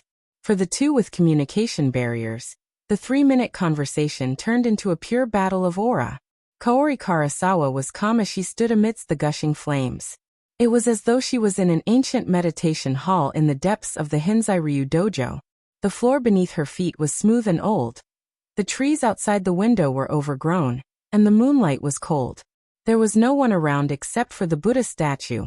The solemn Buddha statue stood tall, overlooking the tranquility of the mortal world. She sat cross-legged and looked at it with her eyes closed. Her body and mind were empty. Without any obstacles or barriers, everything around her jumped into Kaori Karasawa's mind. An indescribable and invisible feeling surfaced. "I have the mind." This was one of the fundamentals of the Shinzai-ryu Kendo. It was similar to the combination of enemy heart-freezing move and prediction ability. However, both aspects were lacking. Kaori Karasawa saw the magma waiting to erupt underground, saw Lu Cheng, and saw a crystal-clear soul that was like a mirror on all sides. She saw her own reflection in the mirror. Every detail was exposed and exceptionally clear. Her mind jolted, and she almost left the eye of the mind state. Calming herself down, Kaori Karasawa maintained her state. She calmly opened her eyes and made eye contact with Lu Cheng. Her back arched naturally and her right hand gripped the hilt of her fukigemaru. She was like a divine weapon with a hidden edge, waiting for the day when she would shine brightly. After some time, the referee, who had retreated to the edge, raised his right hand and shouted, "Begin!" The curtains of the new top-tier professional tournament had officially begun. Kaori Karasawa suddenly stepped forward. Her body rippled like water and appeared before Lu Cheng in a flash. Clang! A bright white light shone, so fast that no one could see its trajectory. Ground shrink. Unsheath. To Kaori Karasawa, the combination of these two ultimate moves was as easy as breathing or eating. She was fast, and so was Lu Cheng. As Kaori Karasawa ground shrink, Lu Cheng stepped forward and closed the distance between them. His right fist hammered down heavily, hitting the side of the katana to stop its edge from slicing through the air. If not for Kaori Karasawa's shocking speed of ground shrink, he could have pressed down on her palm and pushed the katana back into its scabbard. Kaori Karasawa didn't panic. Instead, it was as if she had returned to the meditation hall and saw the Buddha statue. Clang! The empty scabbard in her left hand pierced out towards Lu Cheng's lower abdomen. It was comparable to unsheath. This was a sure kill move. Shinzai-ryu takedown, double dragon takedown.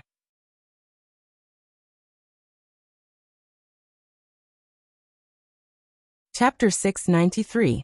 Kaori Karasawa held her scabbard in a reverse grip, infusing her chi into it and retracting her wrist.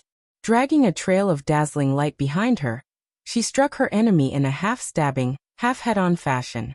Before the advent of the information age, countless warriors and swordsmen had lost their lives to the double dragon takedown of the Shinjai sect. But now, as long as it wasn't a hasty encounter and one was mentally prepared, the opponent would more or less be prepared for such changes. As expected, Lu Cheng retracted his left arm and punched across his chest. His fist landed awkwardly on the scabbard with purple flames. Bam! Bam! 2 consecutive bangs and dazzling light scattered. Both of Kaori Karasawa's attacks were firmly blocked. However, her heart was as calm as an ancient well. She didn't show the slightest sign of depression, as though she had already expected this. Clang! She bent her right elbow and swung it away. Her long saber slashed out at lightning speed. Its sharpness was bone-piercing. Wherever it passed, droplets of water formed in the air and vaguely formed clouds. This was the Flying Bird takedown, a weakened version of the Shinjai sect's Flying Dragon takedown. But when used by the current Kaori Karasawa, its speed was almost on par with the Flying Dragon takedown Lu Cheng had used when they first met. Boom! Lu Qing straightened his arm and punched upwards with his heavy fist. It landed on the saber and covered it in a layer of crimson red. That was then, and this was now. The current Lu Qing was even more different from the past. Boom. Kaori Karasawa's scabbard followed closely behind. Her swallow return was tight and swift. It presented a ferocious momentum that was a stark contrast to her quiet, pretty image. Kaboom. Kaboom. Kaboom. Kaori Karasawa's chi pierced through the rainbow. Her blowfish ball and scabbard alternated swallow return, unleashing wave after wave of slashes. Yen Xiaoling and the rest in front of the screen subconsciously held their breaths as their hearts raced. 3 swallow return, 4 swallow return, 5 swallow return.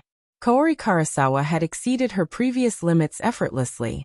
The gleam of her blade overlapped with each other, and it was hard to distinguish the two from the afterimages.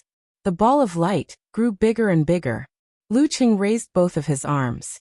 His fists were covered in purple flames. Like a machine with precise settings, he blocked continuously without missing a beat. He also borrowed the core technique of the ancestor of physical invulnerability of the 24 blizzard strikes. The more he blocked, the faster he moved. The more he hit, the fiercer he became. The temperature around him rose rapidly. Back then, he had been defeated by 4 return of swallows. Now, even 5 return of swallows, 6 return of swallows, and 7 return of swallows could not shake him in the slightest. Rumble, rumble, rumble. Tang Zai's saber light continued to flow, and the swallow return seemed to be endless until his opponent collapsed. 7 return swallows, 8 return swallows, 9 return swallows.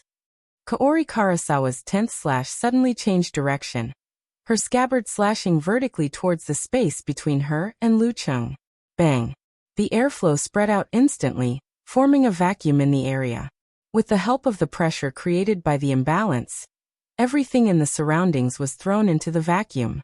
Lu Qing also started to lean forward. Shinjai sect, vacuum extraction. Snap! Kaori Karasawa's right hand paused for a moment, followed by an almost inaudible compressing sound. Vacuum extraction followed by flying dragon extraction was the sure kill combo of the Shinjai sect. A ray of white light suddenly appeared, streaking across the horizon, leaving behind a cone-shaped cloud behind it. With an unavoidable speed, it slashed at Lu Qing's body. Lu Qing's silhouette was instantly distorted, shattering like a mirage.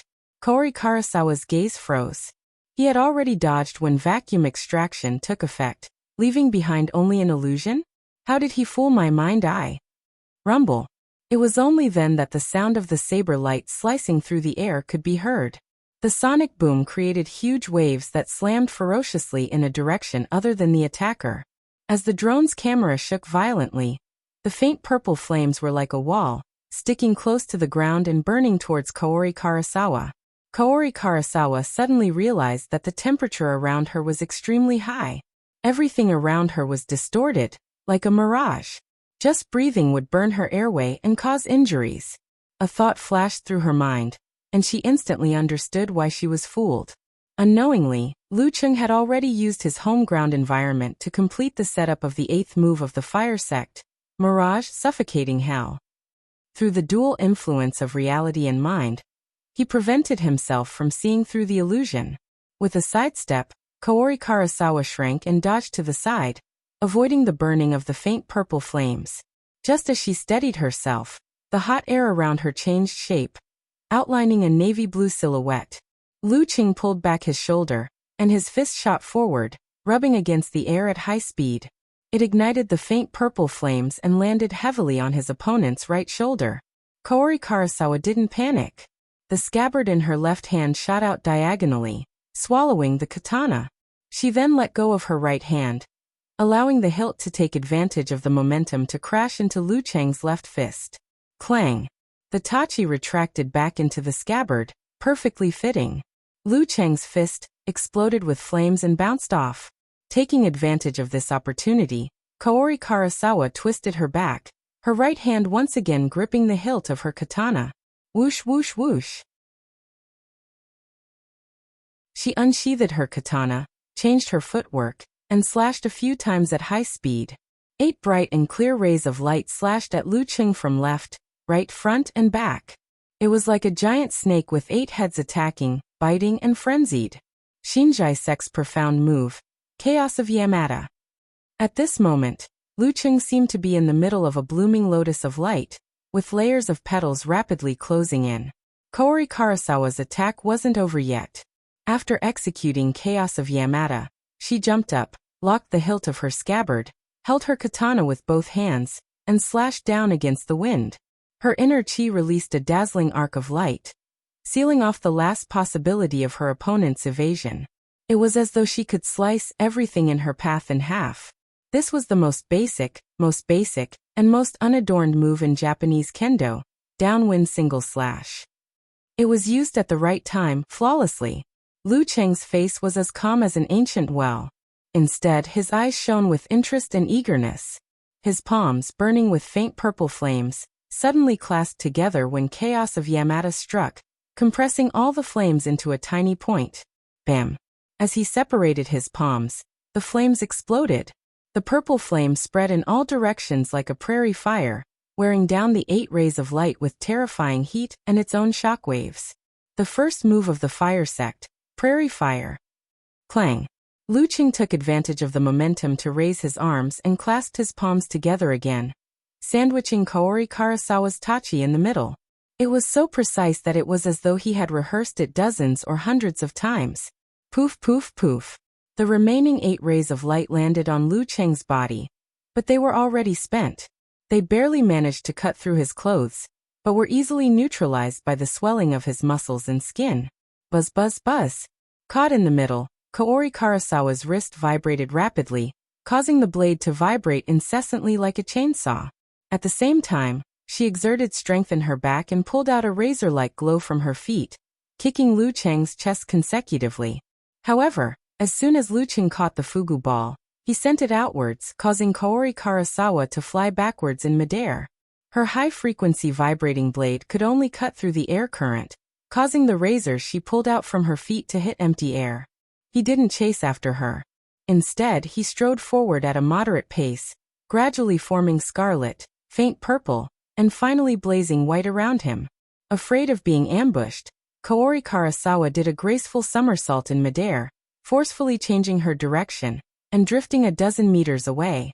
Just as her feet touched the ground, Lu Qing suddenly took a step forward and stomped down heavily. The mind's eye sensed something and Kaori Karasawa rolled sideways. Bam!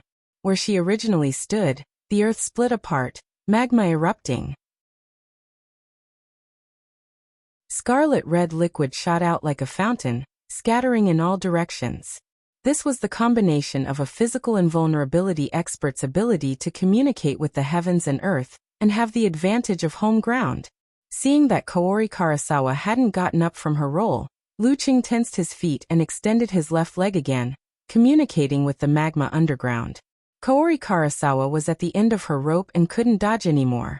She thrust her tachi in front of her, and infused it with her own chi. Radiance flashed and the ground trembled for a while before calming down. There was no volcanic eruption. Xinjai sect, Xidigarba takedown. At this moment, Lu Qing was already in front of Kaori Karasawa. Light blue and gold coalesced around him. The 5 flames were ready. He clenched his fist and punched downwards. 5 balls of fire of different colors gathered in a spiral.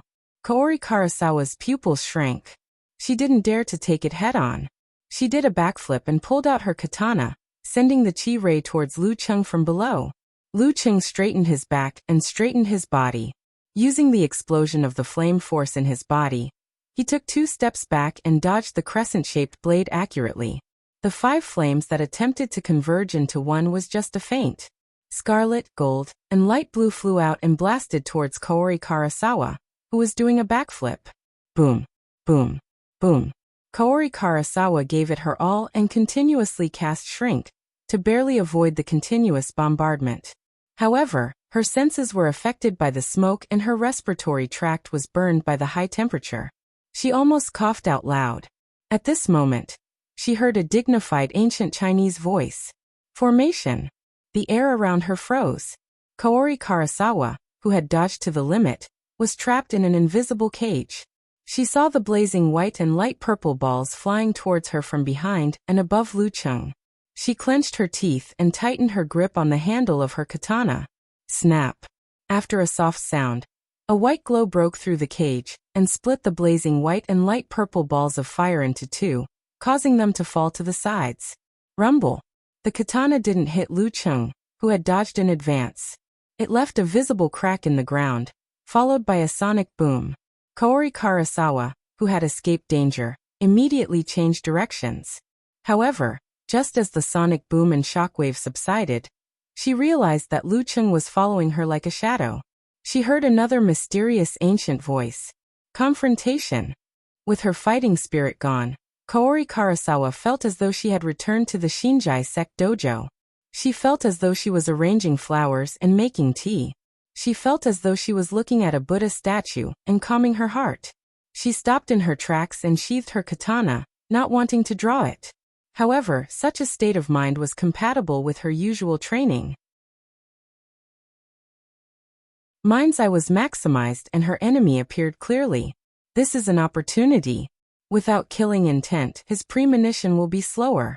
Kaori Karasawa maintained her meditative state, slowly and discreetly compressing her chi, muscles, and tendons. She was going to use the flying dragon takedown on her ambushing opponent to determine victory. After the confrontation formula, Lu Cheng's hand seals changed slightly. He changed the ancient word and shouted in a low voice, "Attainment!" Following which, light blue flame spewed out from his back and feet. He appeared in front of Kaori Karasawa in a flash as though he was teleporting. He was so fast that it was jaw-dropping. Attainment formula plus jet counterattack. Bam! Lu Cheng extended his right hand and grabbed the handle of Kaori Karasawa's katana, stopping her flying dragon takedown before it could be released. Bam! Under Kaori Karasawa's stunned gaze, Lu Cheng threw a punch with his left hand, landing on the arm that his opponent had hurriedly let go of her katana and raised to block. After using flame force for so long, the cold tide, which was close to losing its balance, gushed out wildly and sealed Kaori Karasawa in ice within the transparent wall. Although it was quickly melted by the surrounding high temperature, it did slow Kaori Karasawa down for a moment. In a battle of physical invulnerability, victory was decided in a matter of moments. Lu Cheng swung his left elbow and his fist bounced up, landing right in front of her forehead. Kaori Karasawa was momentarily stunned. She couldn't understand what was going on, but that name sounded familiar. Lu Cheng wins.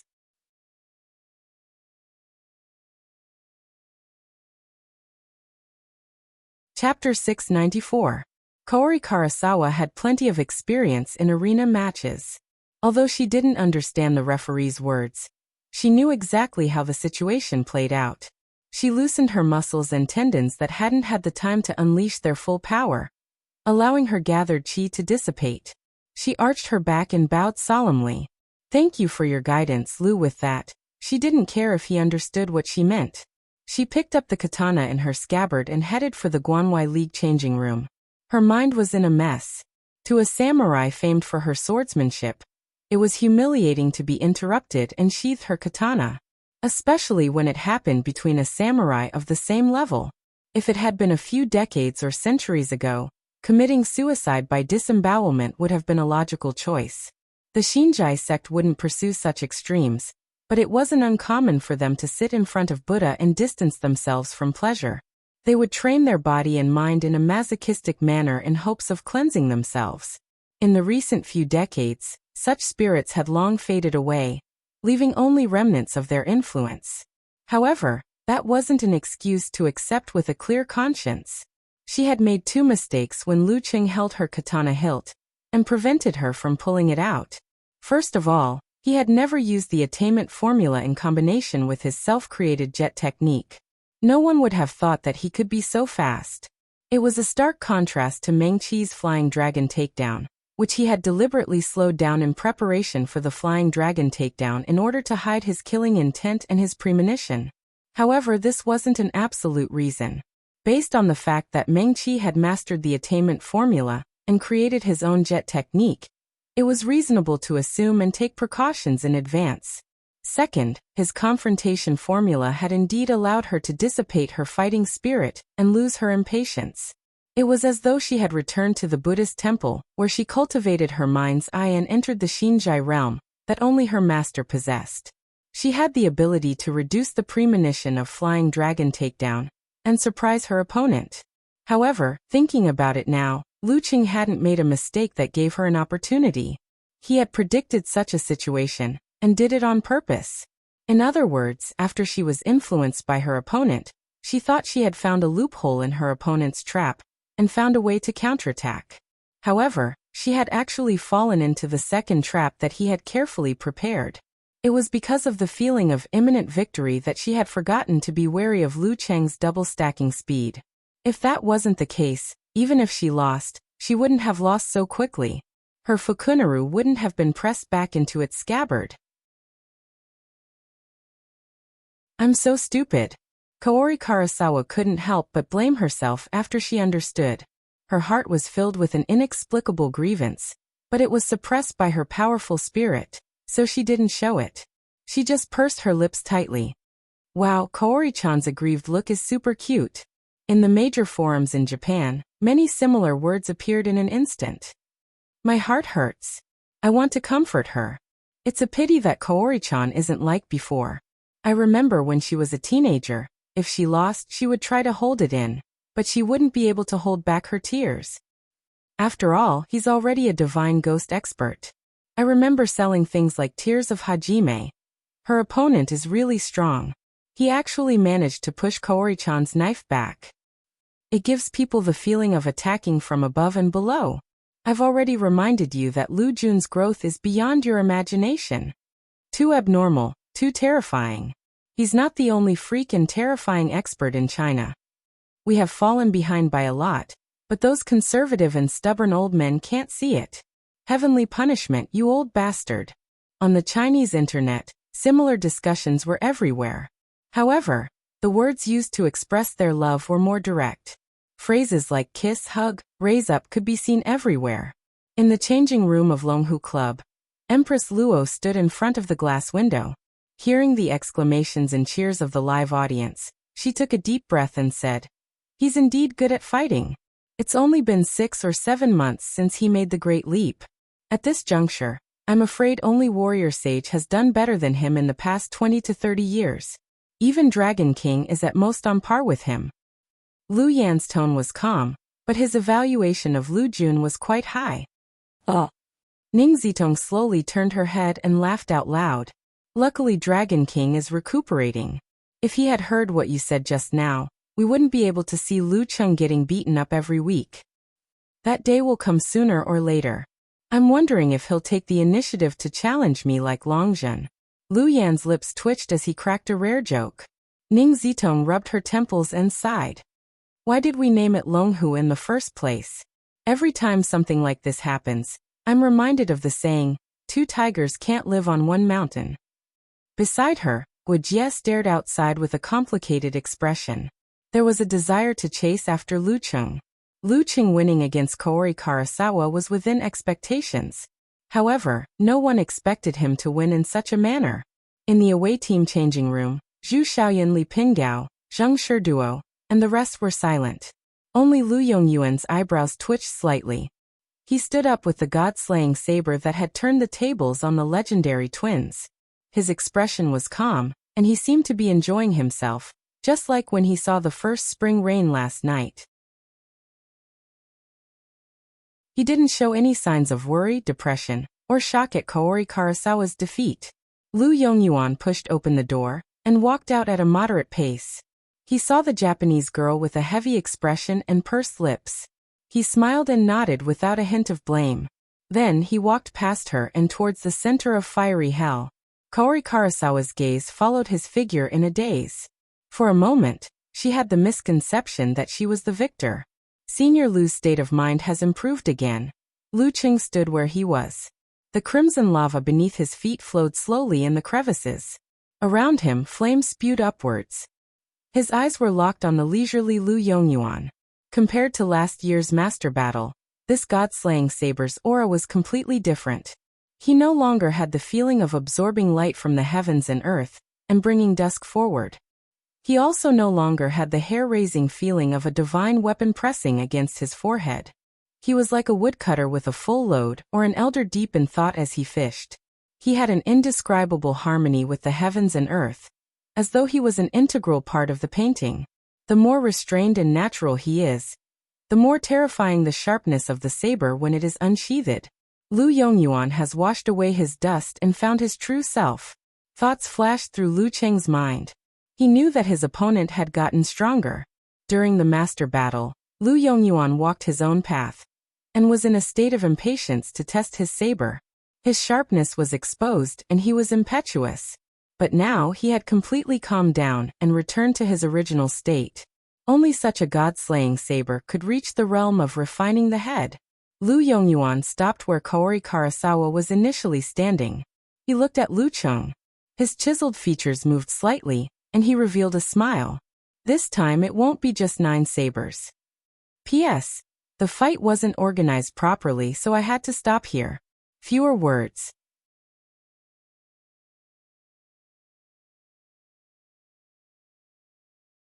Chapter 695. Upon hearing Lu Yongyuan's declaration, Lu Cheng was as calm as an ice lake. He replied politely, "Let's wait and see." As he spoke, he continued with his previous preparations. He restrained the ice soul and guided the flame force to form the last light blue fireball outside his body.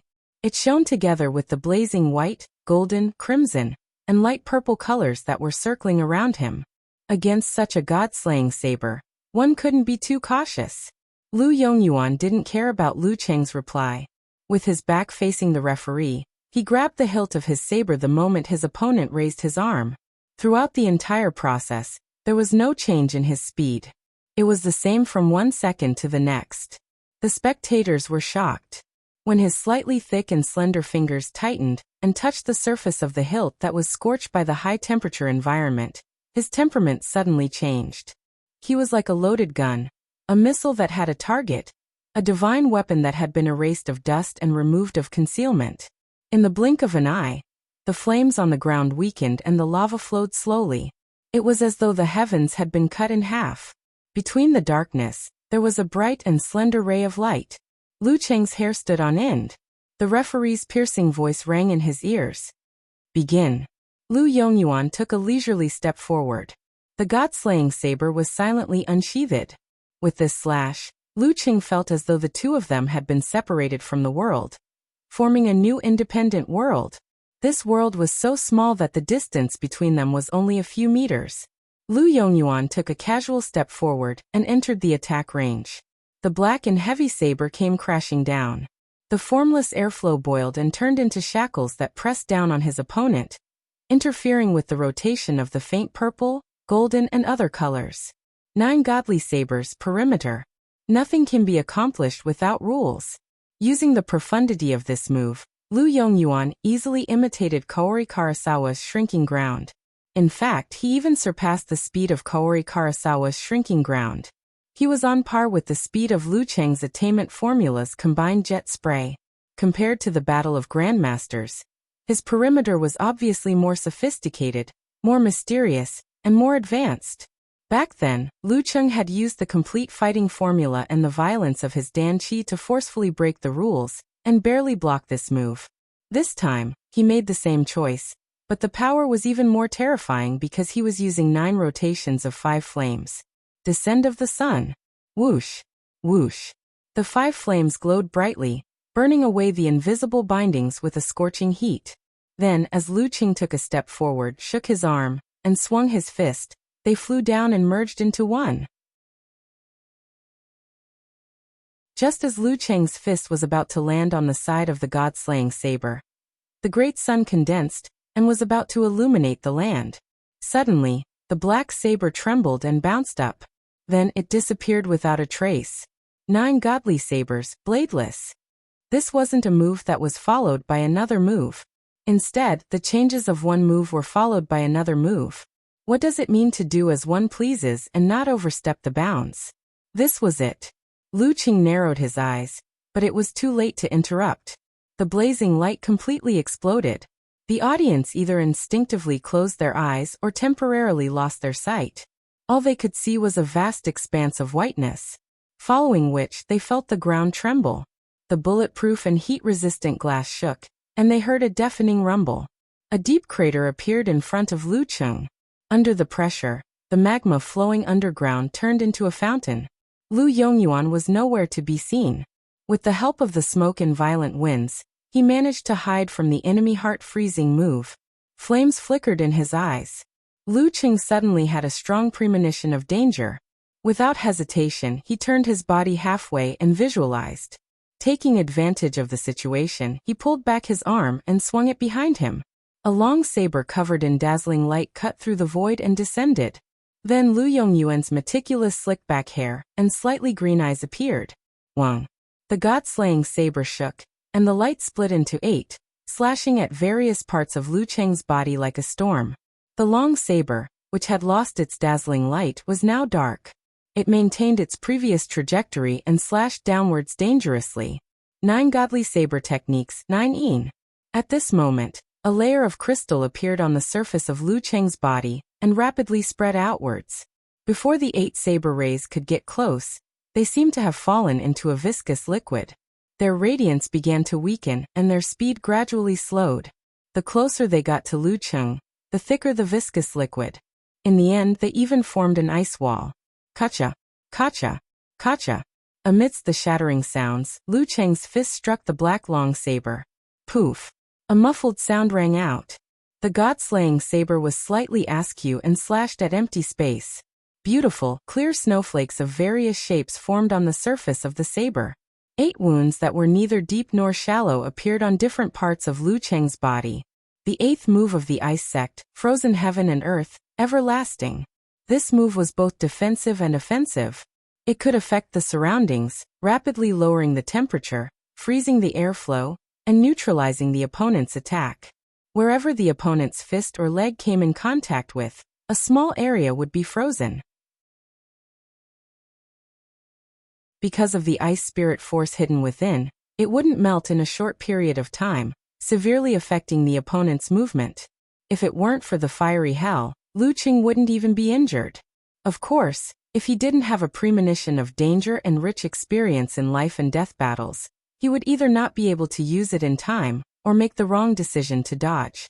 In that case, the 8 rays of light would have sealed off his path, and the god-slaying saber would have succeeded in one strike. The black saber landed on empty space, drawing a beautiful arc. Along with the ice and snow that hadn't melted, it retreated with greater force. Lu Cheng was about to counterattack when he sensed danger again. This time he suddenly pounced to the side. A bolt of lightning lit up. The airflow behind him formed a cone shape and expanded into clouds. Its speed was even faster than Kaori Karasawa's flying dragon takedown. 9 godly saber techniques, extreme electricity. Boom. Amidst the deafening explosion, Lu Cheng's ears went against common sense. He closed his eyes and blocked most of the sound waves. Using the strong wind and waves, he rolled like a donkey and flipped like a sparrow hawk. He stood up again and widened the distance between them. However, Lu Yongyuan didn't stop to introduce his moves like he did in the master battle. Retracting his extreme electricity, he took a step forward and struck again with his saber, not giving his opponent any time to catch his breath. This strike was square and circle again, shortening the distance between them once more.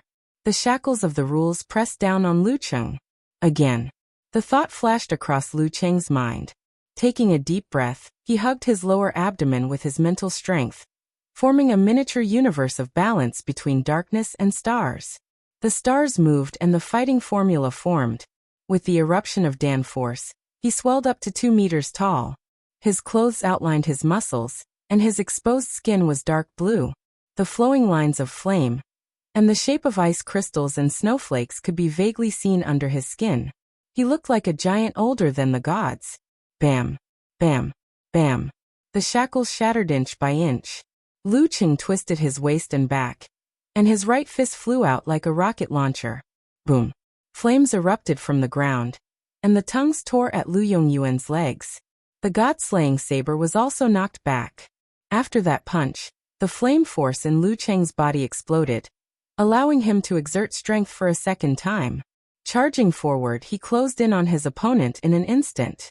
His left fist, covered in purple flames, swung diagonally upwards, aiming for his opponent's chin. Lu Yongyuan's expression was as calm as the water in a deep pool. Without any change, he lowered his shoulders and pulled the god-slaying saber again. Whoosh whoosh whoosh. He swung the 8 strokes continuously, blocking his opponent's attacks one after another. Bam bam bam. Lu Cheng swung his fists, smashing, hammering, and swinging. Every strike was heavy and hot as he pressed forward crazily. Lu Yongyuan's 8 strokes seemed to be endless. Lu Cheng's violent attacks were like the scorching sun in the sky. No matter how strong or terrifying they were, they would eventually be swallowed by the darkness. 9 godly saber techniques, dusk. After a series of attacks, Lu Cheng, who had some poison in his body, had to take a breather. Lu Yongyuan, on the other hand, did the same sluggish action as if he was looking in a mirror. Not good. Sensing danger again, Lu Cheng shifted his center of gravity, swung his waist, and pounced. Another bolt of lightning illuminated the earth fire, and a cone-shaped air mass was ejected out. At this moment, Lu Yongyuan's body sank, and his wrists became heavier. He forcefully interrupted the extreme electricity, stopping the god-slaying saber halfway. Boom. Amidst the sound of the explosion, the long saber bounced up and fell abruptly. It was like a real, bearing lightning bolt or a spear from the gods in the sky thrusting towards the ground. 9 godly saber techniques, heavenly spear. Another force change of moves. Bam. Before Lu Cheng could stabilize himself, he was enveloped by the saber. In a hurry, he could only respond with severe warning. His fists flew up, and his arms and body were covered in a layer of ice armor. To him, he could already execute simplified physical invulnerability moves quickly. Boom. The long saber paused, and Lu Cheng staggered. The ice armor shattered inch by inch. At this moment, Lu Yongyuan turned his arm and made a charging gesture. All of a sudden, darkness appeared and absorbed all the light in the surroundings. All Lu Cheng saw was darkness, all he heard was silence, and all he felt was emptiness. The last move of 9 godly saber techniques, eternal silence. Last time, Lu Cheng had to rely on the 9 words formula to break through his opponent's mental suppression and block the saber. He also relied on Lu Yongyuan's too slow. The long saber speed was too slow, and there was still room for recovery if he made a mistake in judgment.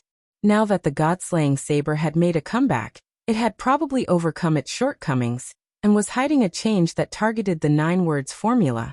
Facing this, Lu Cheng didn't feel the slightest bit of fear. Instead, there was a hint of joy in his eyes. This was the moment he was waiting for Lu Yongyuan to execute eternal silence. Logically speaking, even if he hadn't fought Kaori Karasawa, he wouldn't have much of a chance of winning against Lu Yongyuan, who was close to the level of Dragon King or Warrior Sage. Through the combination of martial arts and cultivation, the Dan into equilibrium, and the cosmic universe style, Lu Cheng had almost reached the level of a second pin when he had just mastered the unique skills of the Ice Sect and Fire Sect. When he mastered both, coupled with the experience of life and death battles in the war-torn zones, and his own insights, he wouldn't dare to say that he was a first pin, but he would have a 30% to 40% chance of defeating a mighty one of the same level. Unfortunately, Lu Yongyuan wasn't just a first pin. He was a mighty one with titles, the King of Sabers who had improved. Therefore, after the battle with Kaori Karasawa, he could only consider how much he could exhaust his opponent. However, if he only thought about exhausting his opponent, he would be restrained and unable to unleash his full potential. Therefore, Lu Cheng set a grand goal to motivate himself to work hard. This goal was to defeat him. Defeat the god-slaying saber Lu Yongyuan. This wasn't completely hopeless. There was still a tiny possibility. It could be that what he had comprehended from the restriction sect, Clear Jade chapters, happened to counter Lu Yongyuan's self-created strongest move, eternal silence.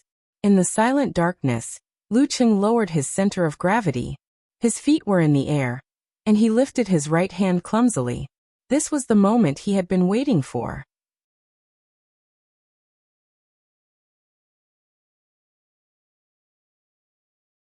Chapter 696.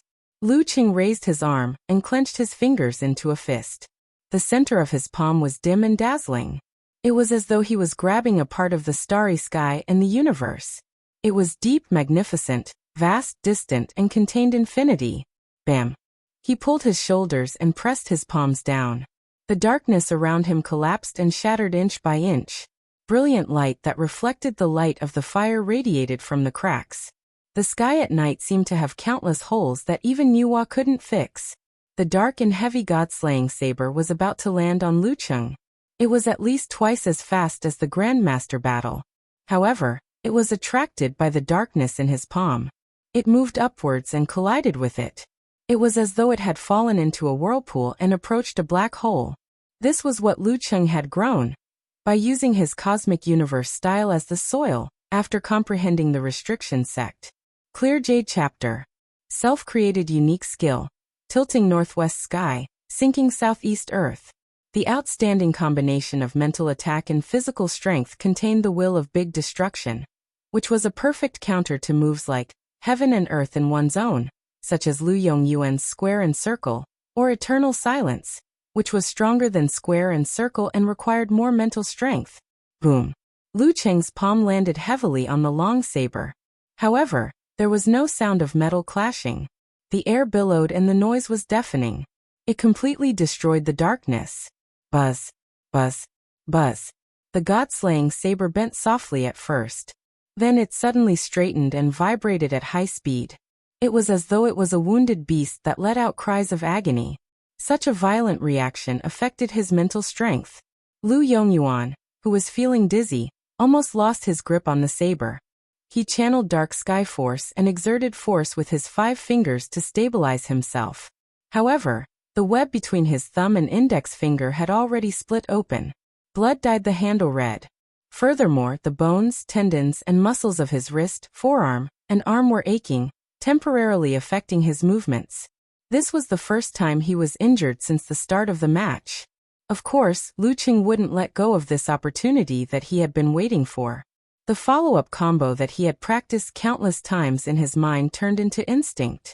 His left leg strangely stepped forward and landed at the same level as the god-slaying saber. His muscles, tendons, and form gave off the feeling of being twisted to the extreme, like a wound spring. Bang! Lu Qing shook his left arm and raised his palm. Internally, he was receiving the burst of strength and the surge of spirit. Externally, he was receiving the blessings of heaven and earth as well as inertia. Rumble! His left palm fell from the sky, and the center of his palm was once again dotted with brilliant darkness. Tilting heaven northwest, sinking earth southeast. Double hit. Of course, in order to seize the fleeting opportunity, Lu Qing didn't fully visualize it like he did just now. Instead, he used his footwork and physical skills to exert force and make up for the power, which was a little less effective. This was something that couldn't be helped. When facing an expert at Lu Yongyuan's level, even a moment of delay could turn the situation around or get him out of danger. Therefore, as soon as there was a chance, one had to crazily chain attacks.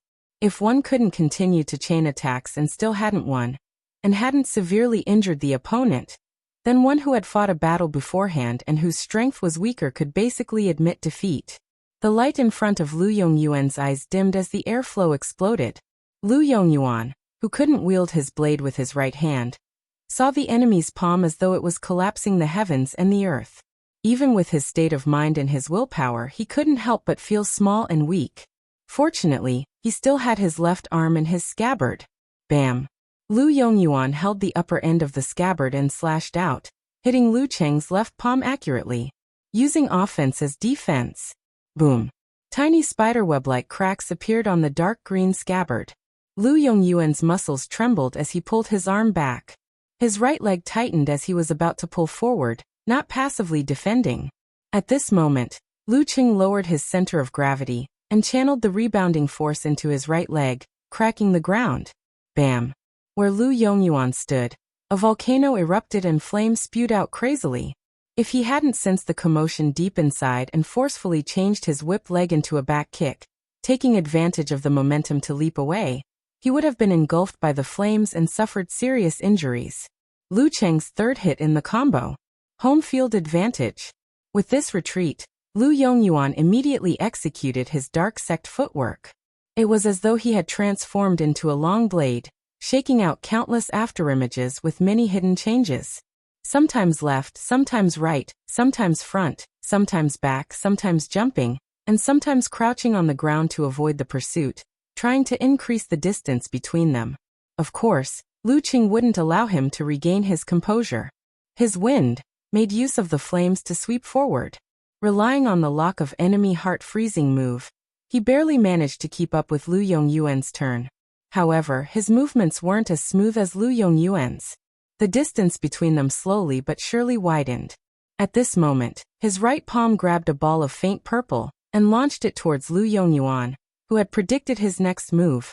Lord Emperor's purple flame. Boom, boom, boom. Lu Qing attacked left and right.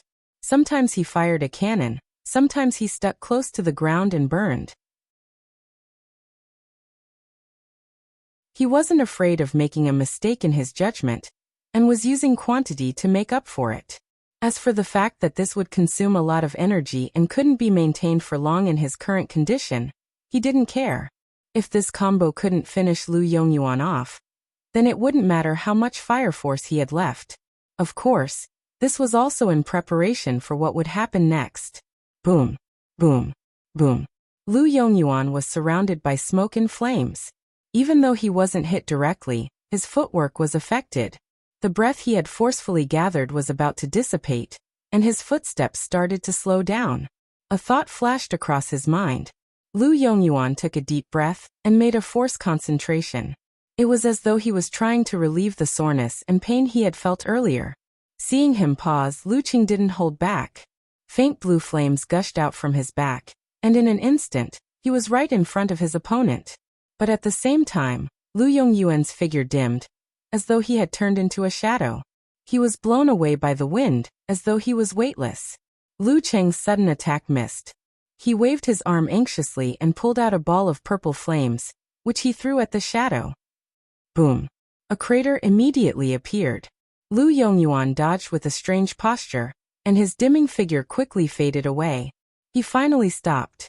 He hurriedly gathered his qi, blood, force, mind, and other negative effects in his dantian, trying his best to recover the movement of his arms. Phew, I almost couldn't continue.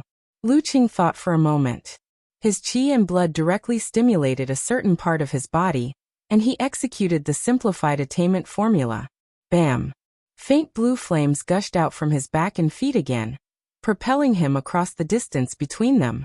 He blinked in front of Lu Yongyuan and threw a punch. Lu Yongyuan's eyes turned black as his danqi expanded his body. The god-slaying saber swung upwards at a mysterious and swift speed towards Lu Cheng's fist.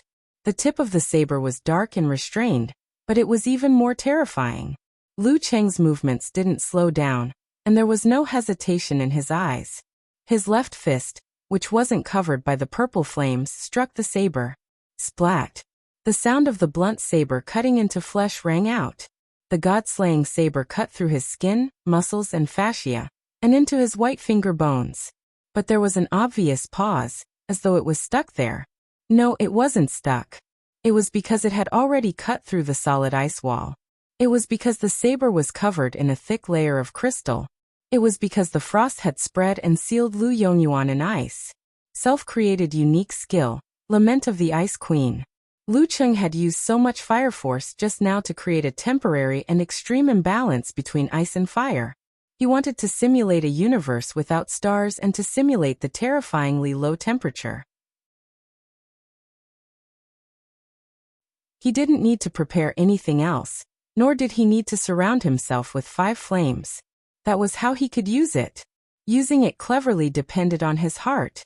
Crack. The ice coffin that sealed Lu Yongyuan didn't even last a second. Cracks appeared everywhere, as though it had been cut by countless saber glints.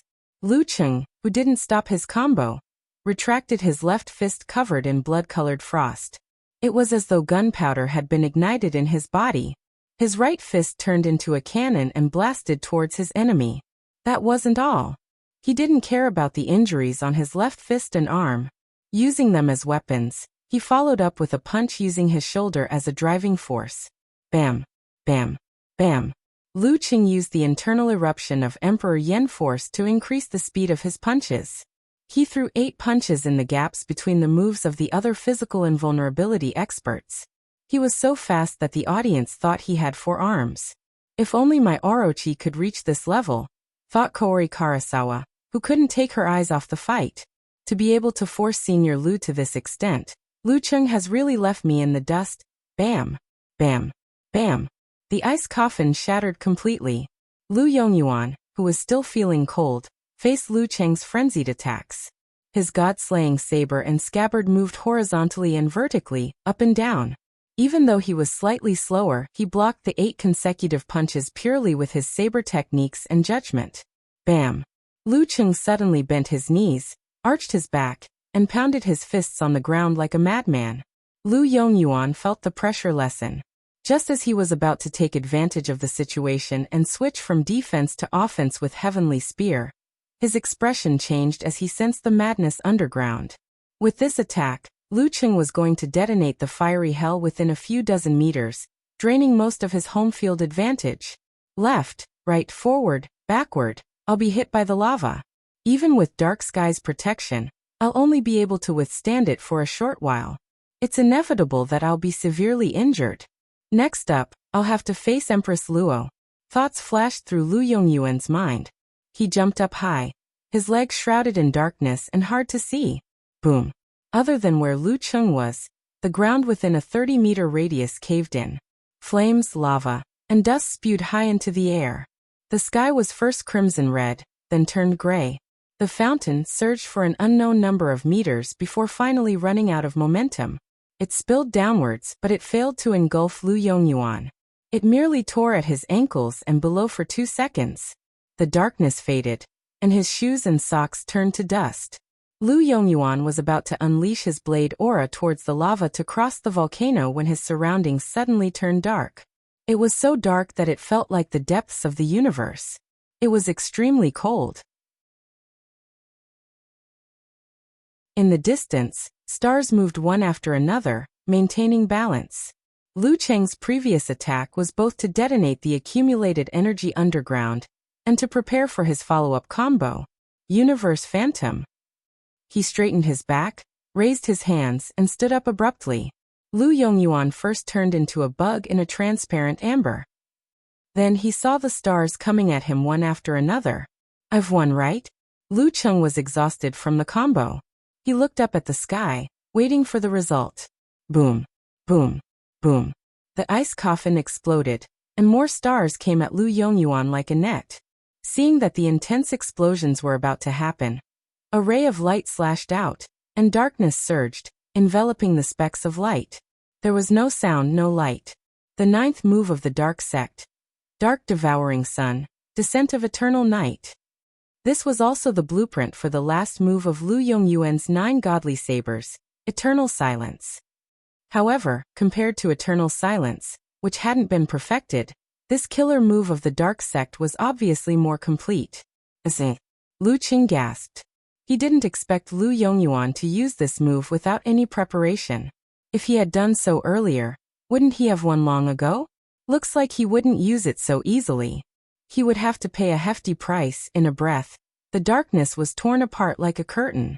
Faint rays of light fell, and were swallowed by the lava. Lu Yongyuan's figure appeared.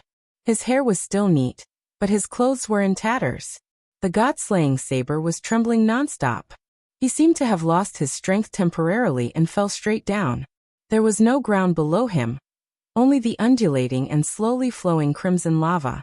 Lu Qing narrowed his eyes and raised his right hand with difficulty.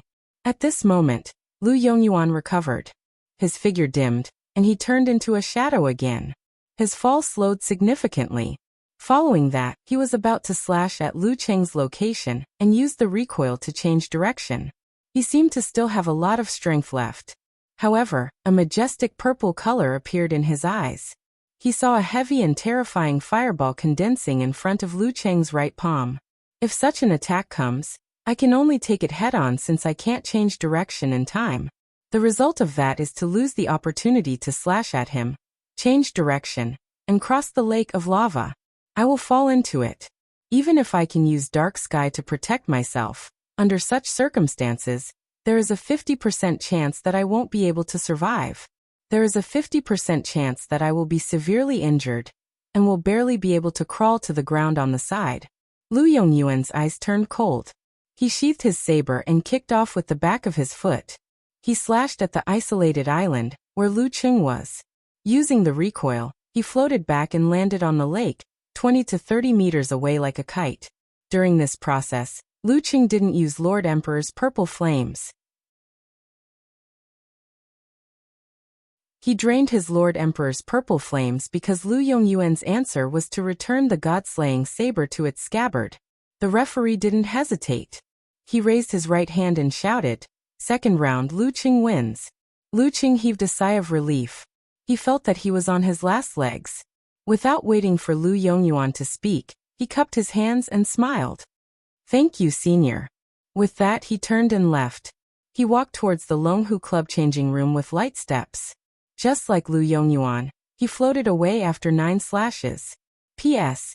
This chapter is close to 4,000 words, so it's late. Consider it as making up for yesterday's chapter with fewer words.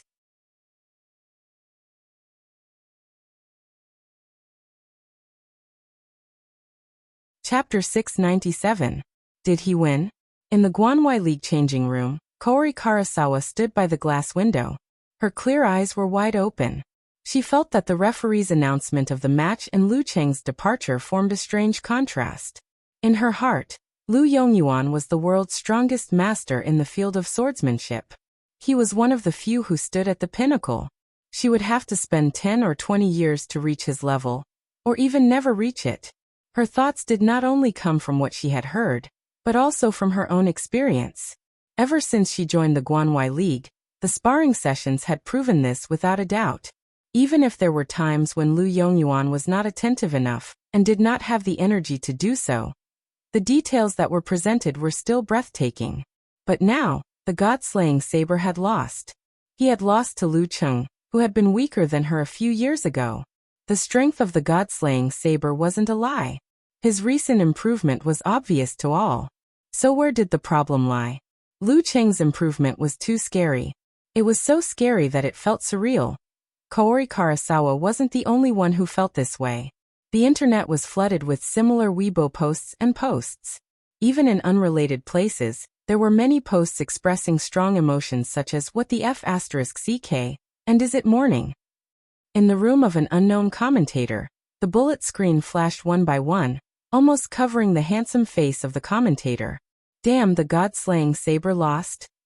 I have something to say, but I don't know if I should. 666666. I want to shout out to everyone here, what is impossible? Even though he has the home field advantage, isn't this a little too exaggerated? Lu Qing just fought with Kaori Karasawa. Honey, come out and see God. Does anyone want to place a bet with me? Bet that Lu Qing will get a title within 3 years. I have a bold idea.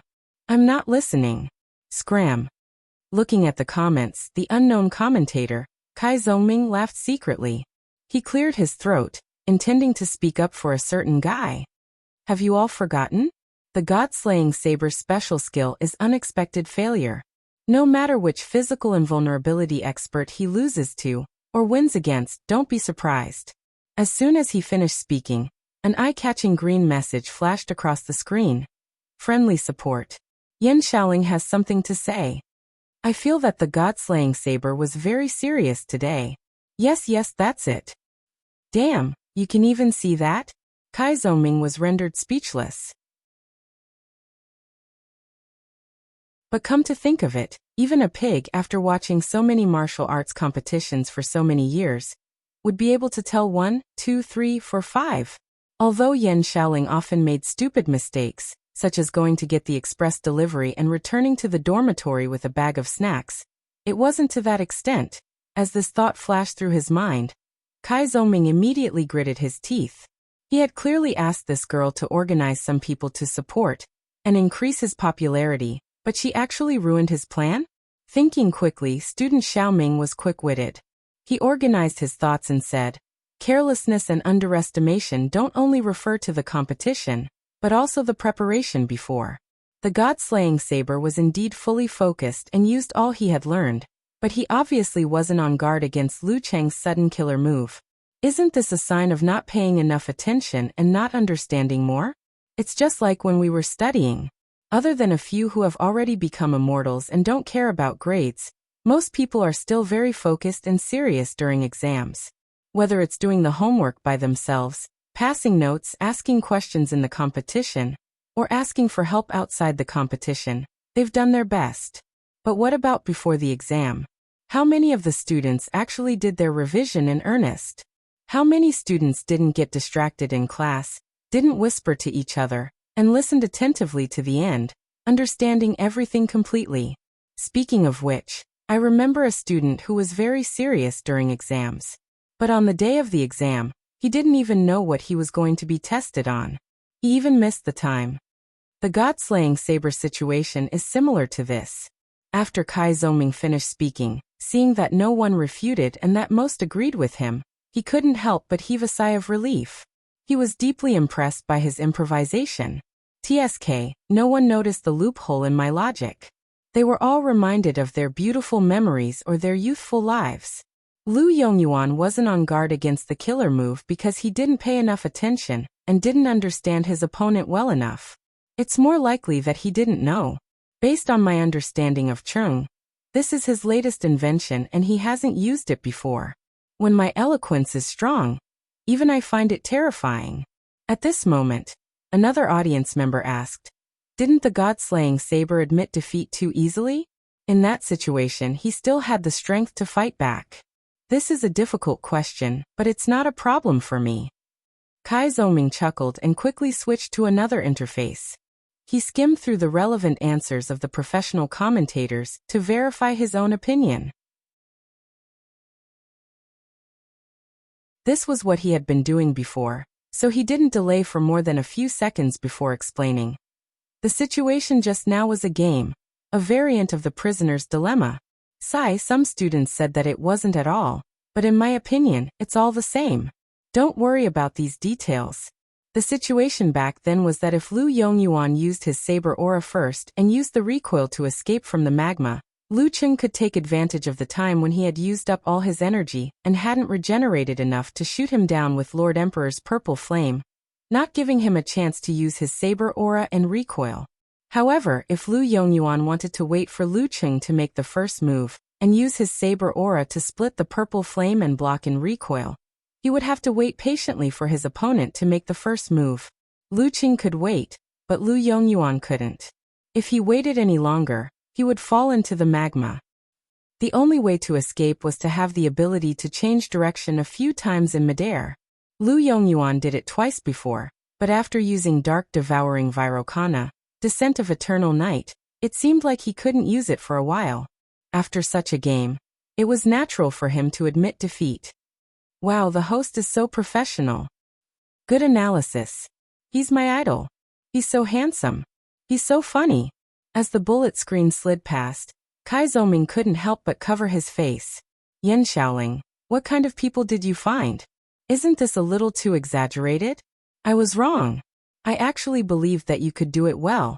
At this moment, the poison milk hierarch, He Xiaowei, who had been in a daze since the end of the competition, finally came to his senses.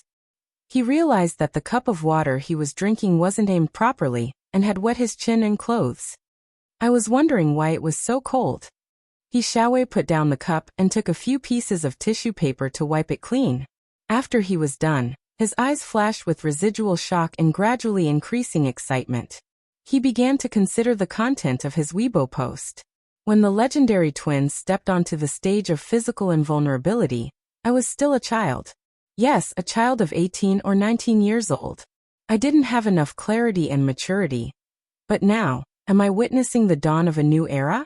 The Wisdom King who had already won 2 titles, Lu Cheng who was improving at a terrifying speed, Peng Liyun and Run Li who were desperately trying to catch up, King of Swords and the others who were gradually fading out of the professional scene, Dong Baxian and Lu Yongyuan who were still in their prime, Dragon King and Warrior Sage who had been on the verge of a breakthrough for a few years. After a moment of silence, He Xiaowei typed a few words in the box. We can look forward to Lu Qing getting a title in the next year or two. I'm witnessing the dawn of a new era. Standing at the edge of the lava lake, Lu Yongyuan watched Lu Cheng's back as he left. He narrowed his eyes slightly and hid all his emotions. He must have used what he learned from the restriction sect, clear Jade chapters. If I had seriously asked my friends in the military, even if I couldn't figure out what he learned, I would have known that he was qualified to learn the restriction sect, clear Jade chapters. I would have been on my guard. But no matter what, he's already an opponent I have to take seriously. After a while, Lu Yongyuan, with his meticulous hairstyle, turned and walked towards the away team's changing room. Under the illumination of the flames, his back seemed bleak. The closer Lu Qing got to the Longhu changing room, the weaker he felt. If he hadn't defeated Kaori Karasawa so quickly, he would have lost. Amidst the cheers, he saw the martial arts fanatic, Guojia, walking out quickly with a disappointed expression. In the changing room, Empress Luo shook her head helplessly. She said to Coach Lu Yan, "Your plan is ruined." What? Lu Yan didn't react immediately. Ning Zitong's lips twitched. You said that you wanted her to go on stage under pressure to train. Well, there's no pressure now. Guojia and Zhu Xiaoyan were both second pin. Even if they were slightly weaker and lost the match, there were still big shots behind them. Lu Yan fell silent. After a long while he muttered to himself, "How would I know this would happen?"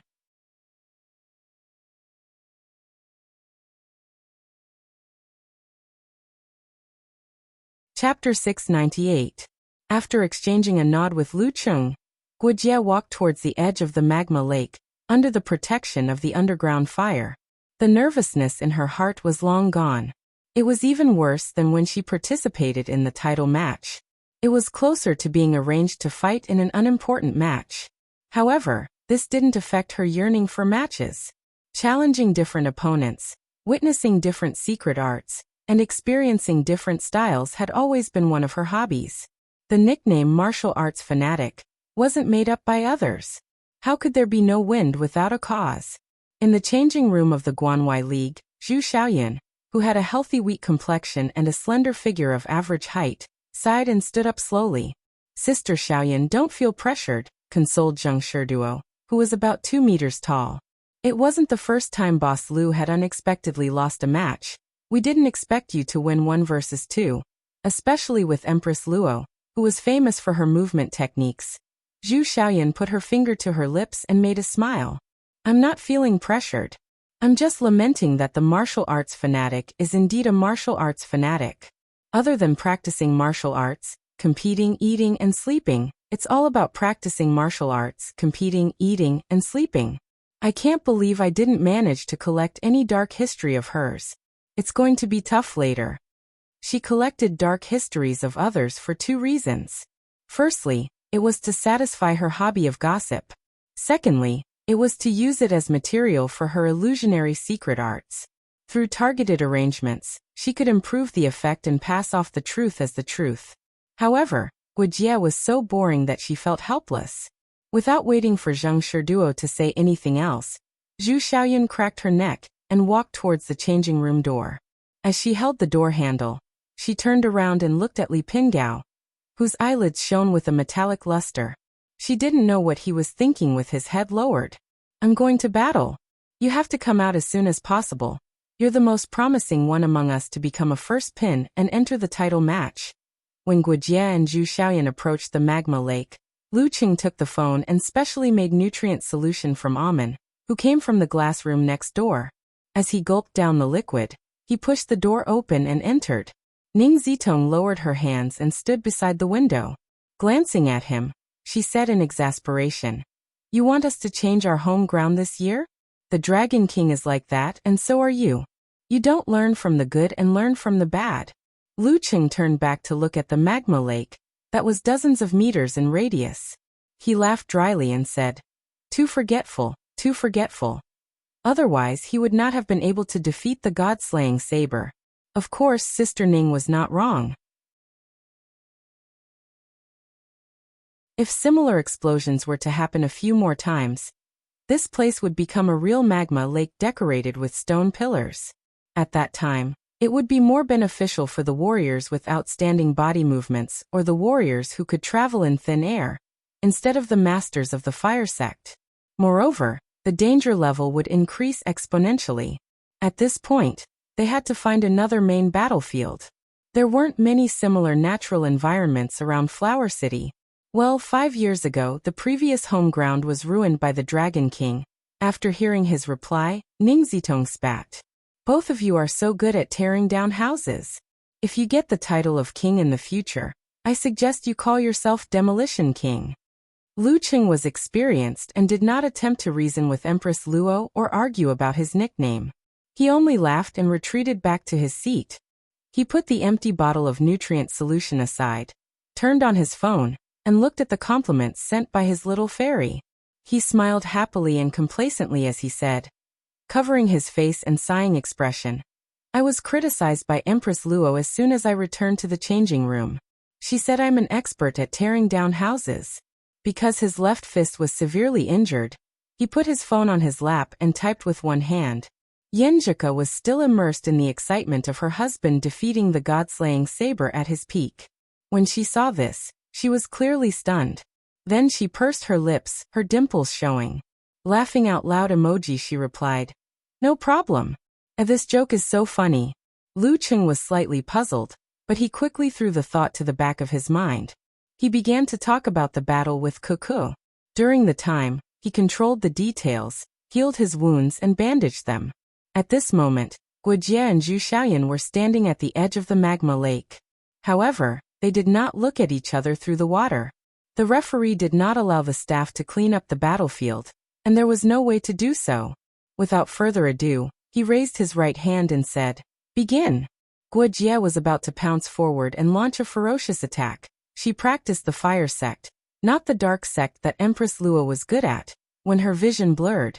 To her surprise, she saw the graceful figure of the woman opposite her. Her footwork was ethereal and mysterious. Master? The thought flashed through her mind, and she was slightly stunned. This was her master, Empress Luo Ning Zitong. After a moment of shock, Guojie, who had never fought with Zhu Xiaoyan before, quickly understood that this was an illusion created by her opponent. She was pretending to be her master to affect her performance. As her thoughts settled, the earth fire around Guojie suddenly surged. A strong wind blew, helping her to move faster and faster. A fist covered in flames punched out, hitting the claw of Ning Zitong that Zhu Xiaoyan had transformed into. Bam! The air current exploded. The figure rippled and soon shattered, like the bright moon in the middle of a lake that was thrown into a boulder. Fake. It's fake. A double trap. Guojie felt a chill from the side. She quickly bent her elbow and collided with a wheat-colored fist that came silently.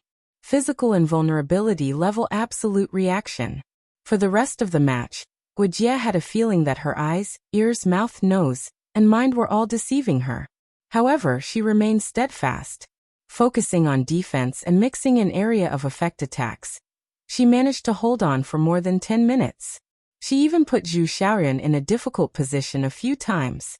Unfortunately, Zhu Xiaoyan was indeed a genius in illusion techniques.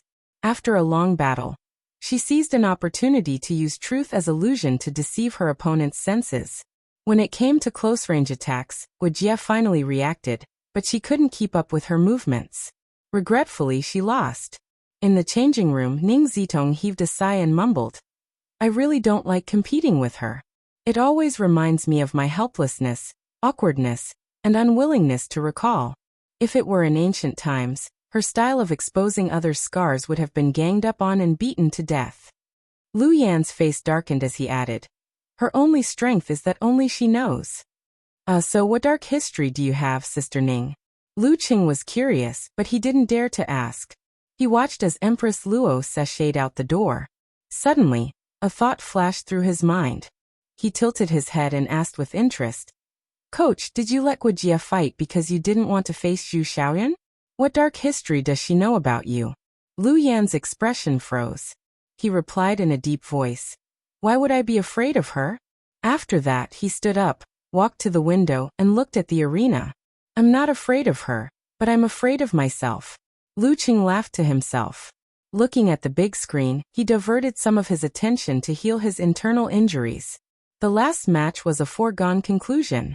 Zhu Xiaoyan, who had expended a lot of energy, didn't last long before she was taken down by Empress Luo. The Longhu Club welcomed a new season of top-class professional matches. Of course, when Ning Zitong returned to the changing room, her face was a little sour. After a night of rest, Lu Qing, who was in a good mood, returned to the club early in the morning, ignoring his injuries. He started his recovery training. At around 8 a.m., he entered the physical invulnerability cafeteria. While going from frugal to extravagant, he instructed Amen to get breakfast. At the same time, he browsed the web portal and Weibo to read the media reports and comments. As he scanned, he saw the headlines of the day. The new generation surpasses the old. The new Longhu Club King is confirmed. The student surpasses the master. The leader of the Longhu Club for the next 10 years has appeared. The new generation surpasses the old. The leader of the next 10 years. The corner of Lu Cheng's mouth twitched as thoughts flashed through his mind. These guys are up to no good. It's as though I'm trying to usurp the throne. Why the F***ck did I think of this sentence? Are you getting carried away, or am I, the Dragon King, too weak to lift my blade? He subconsciously looked around and suddenly rejoiced. Luckily, the Dragon King is still recuperating in the hospital. In the Longhu-affiliated hospital, the Dragon King, Chen Qitao, was slowly practicing martial arts on the balcony in his hospital gown. In the room with a floor-to-ceiling window, his phone, newspaper, and other items were placed on the table. They were either showing or flipping to the news of the match between the Longhu Club and the Guanwei League. You're tuning in to the Echoes of the Heart YouTube channel. Don't forget to subscribe and join us on this journey to catch the most captivating stories.